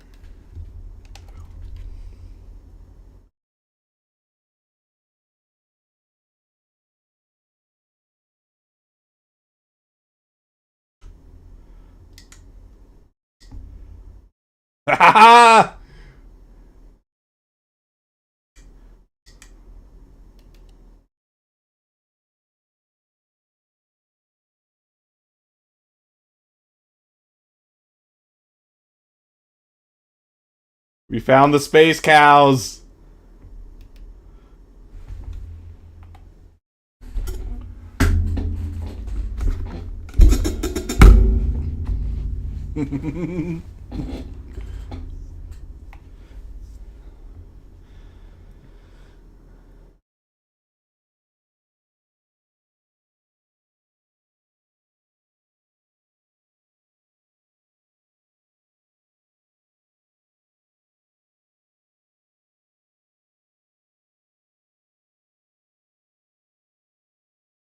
Okay, little bit of a janky placement for the lift apparently.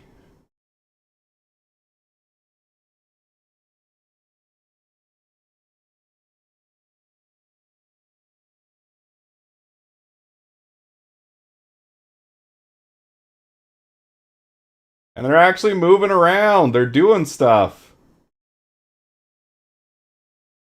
Oh, man, look at them. They're so disgusting. This makes me so uncomfortable.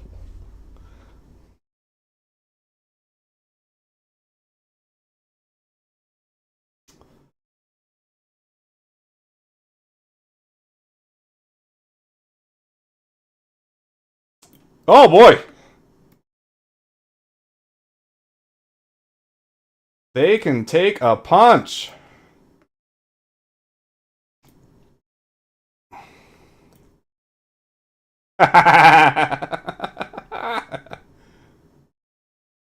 Oh look, the others scattered. Oh my gosh, that's so cool. They scattered. They actually did something.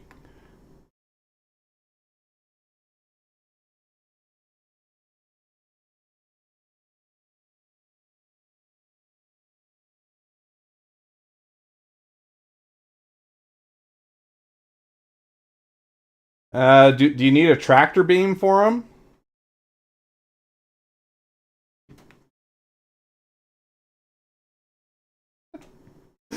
He got this pretty music playing while I just slaughtered this herd. Oh man, they're so gross.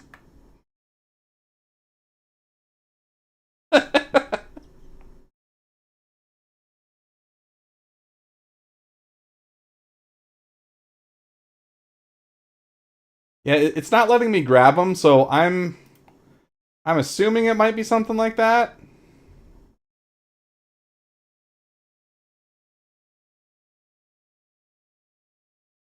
Hmm.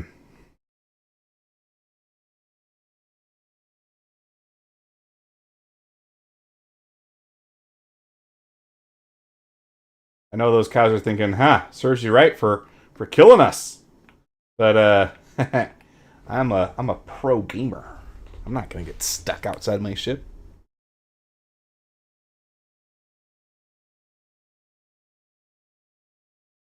Let's see. That's just the snowdrift skin, right? It's not because it's actually cold out there.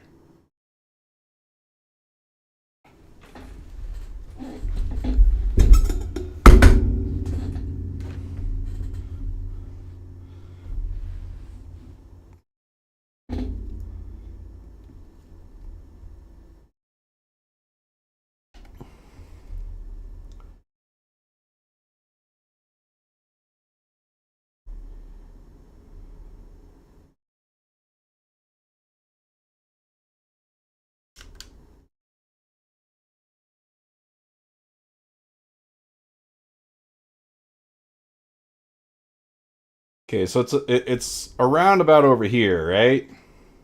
I think Speedo Gomer is headed there as well.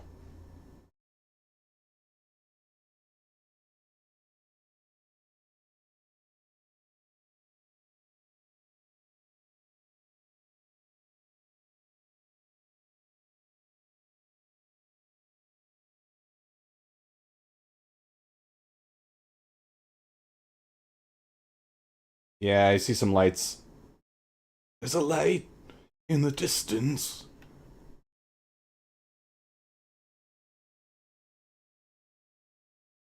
Power Rangers, anybody?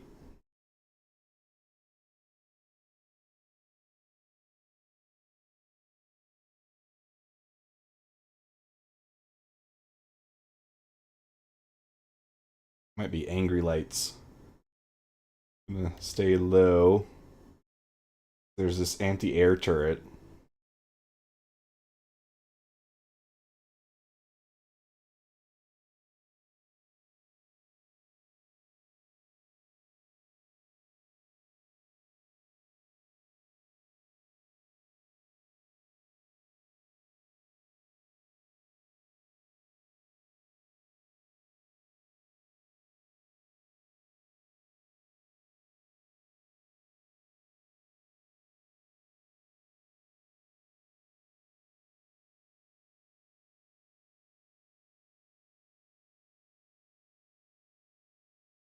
So with rival gangs around, Merc missions and Pyro often have you go to rival gang settlements to enact violence.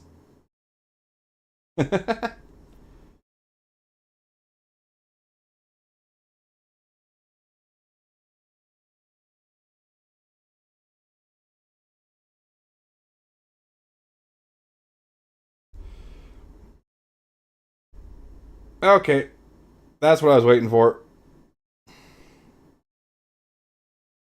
Holy cow, those turrets are no joke. They do not miss.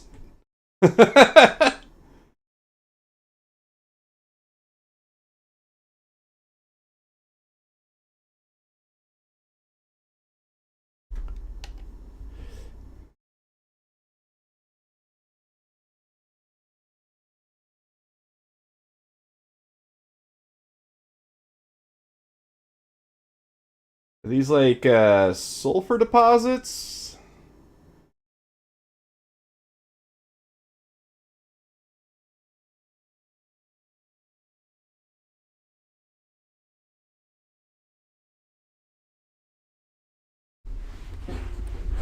Oh, and because we were in combat, it started up some new music. That's so cool.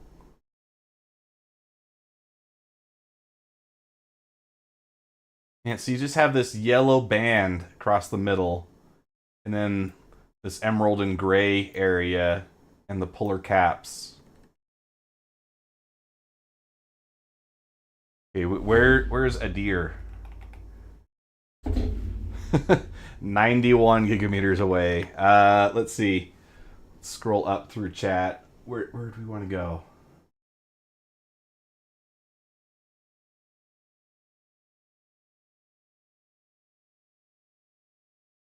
Pyro 4. Let's try Pyro 4.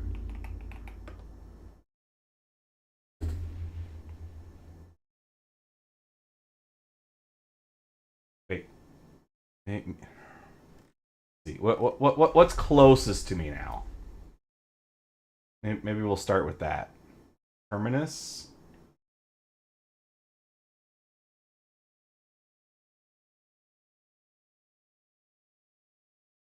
I mean, this might be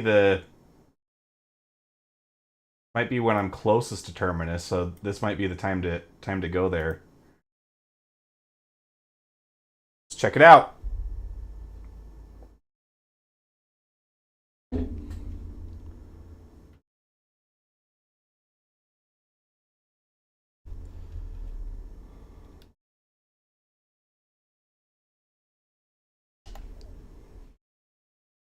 Oh, man, these clouds look incredible. Like it looks cloudy. Like it's darkening and it's moody.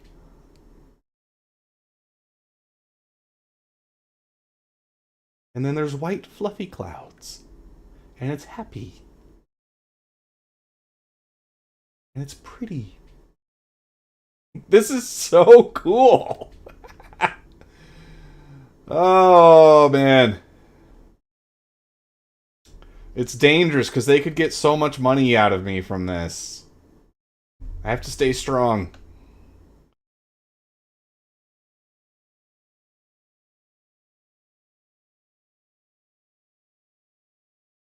I think there's also something to be said about these more Earth-like planets.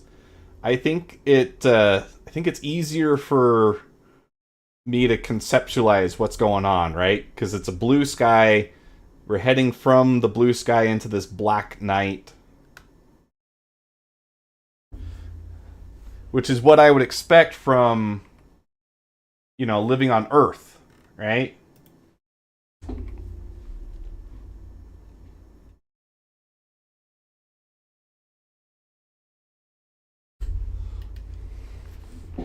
I haven't even looked at what kinds of missions we've got.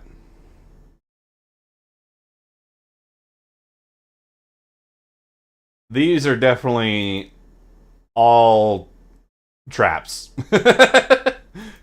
I don't believe any of these.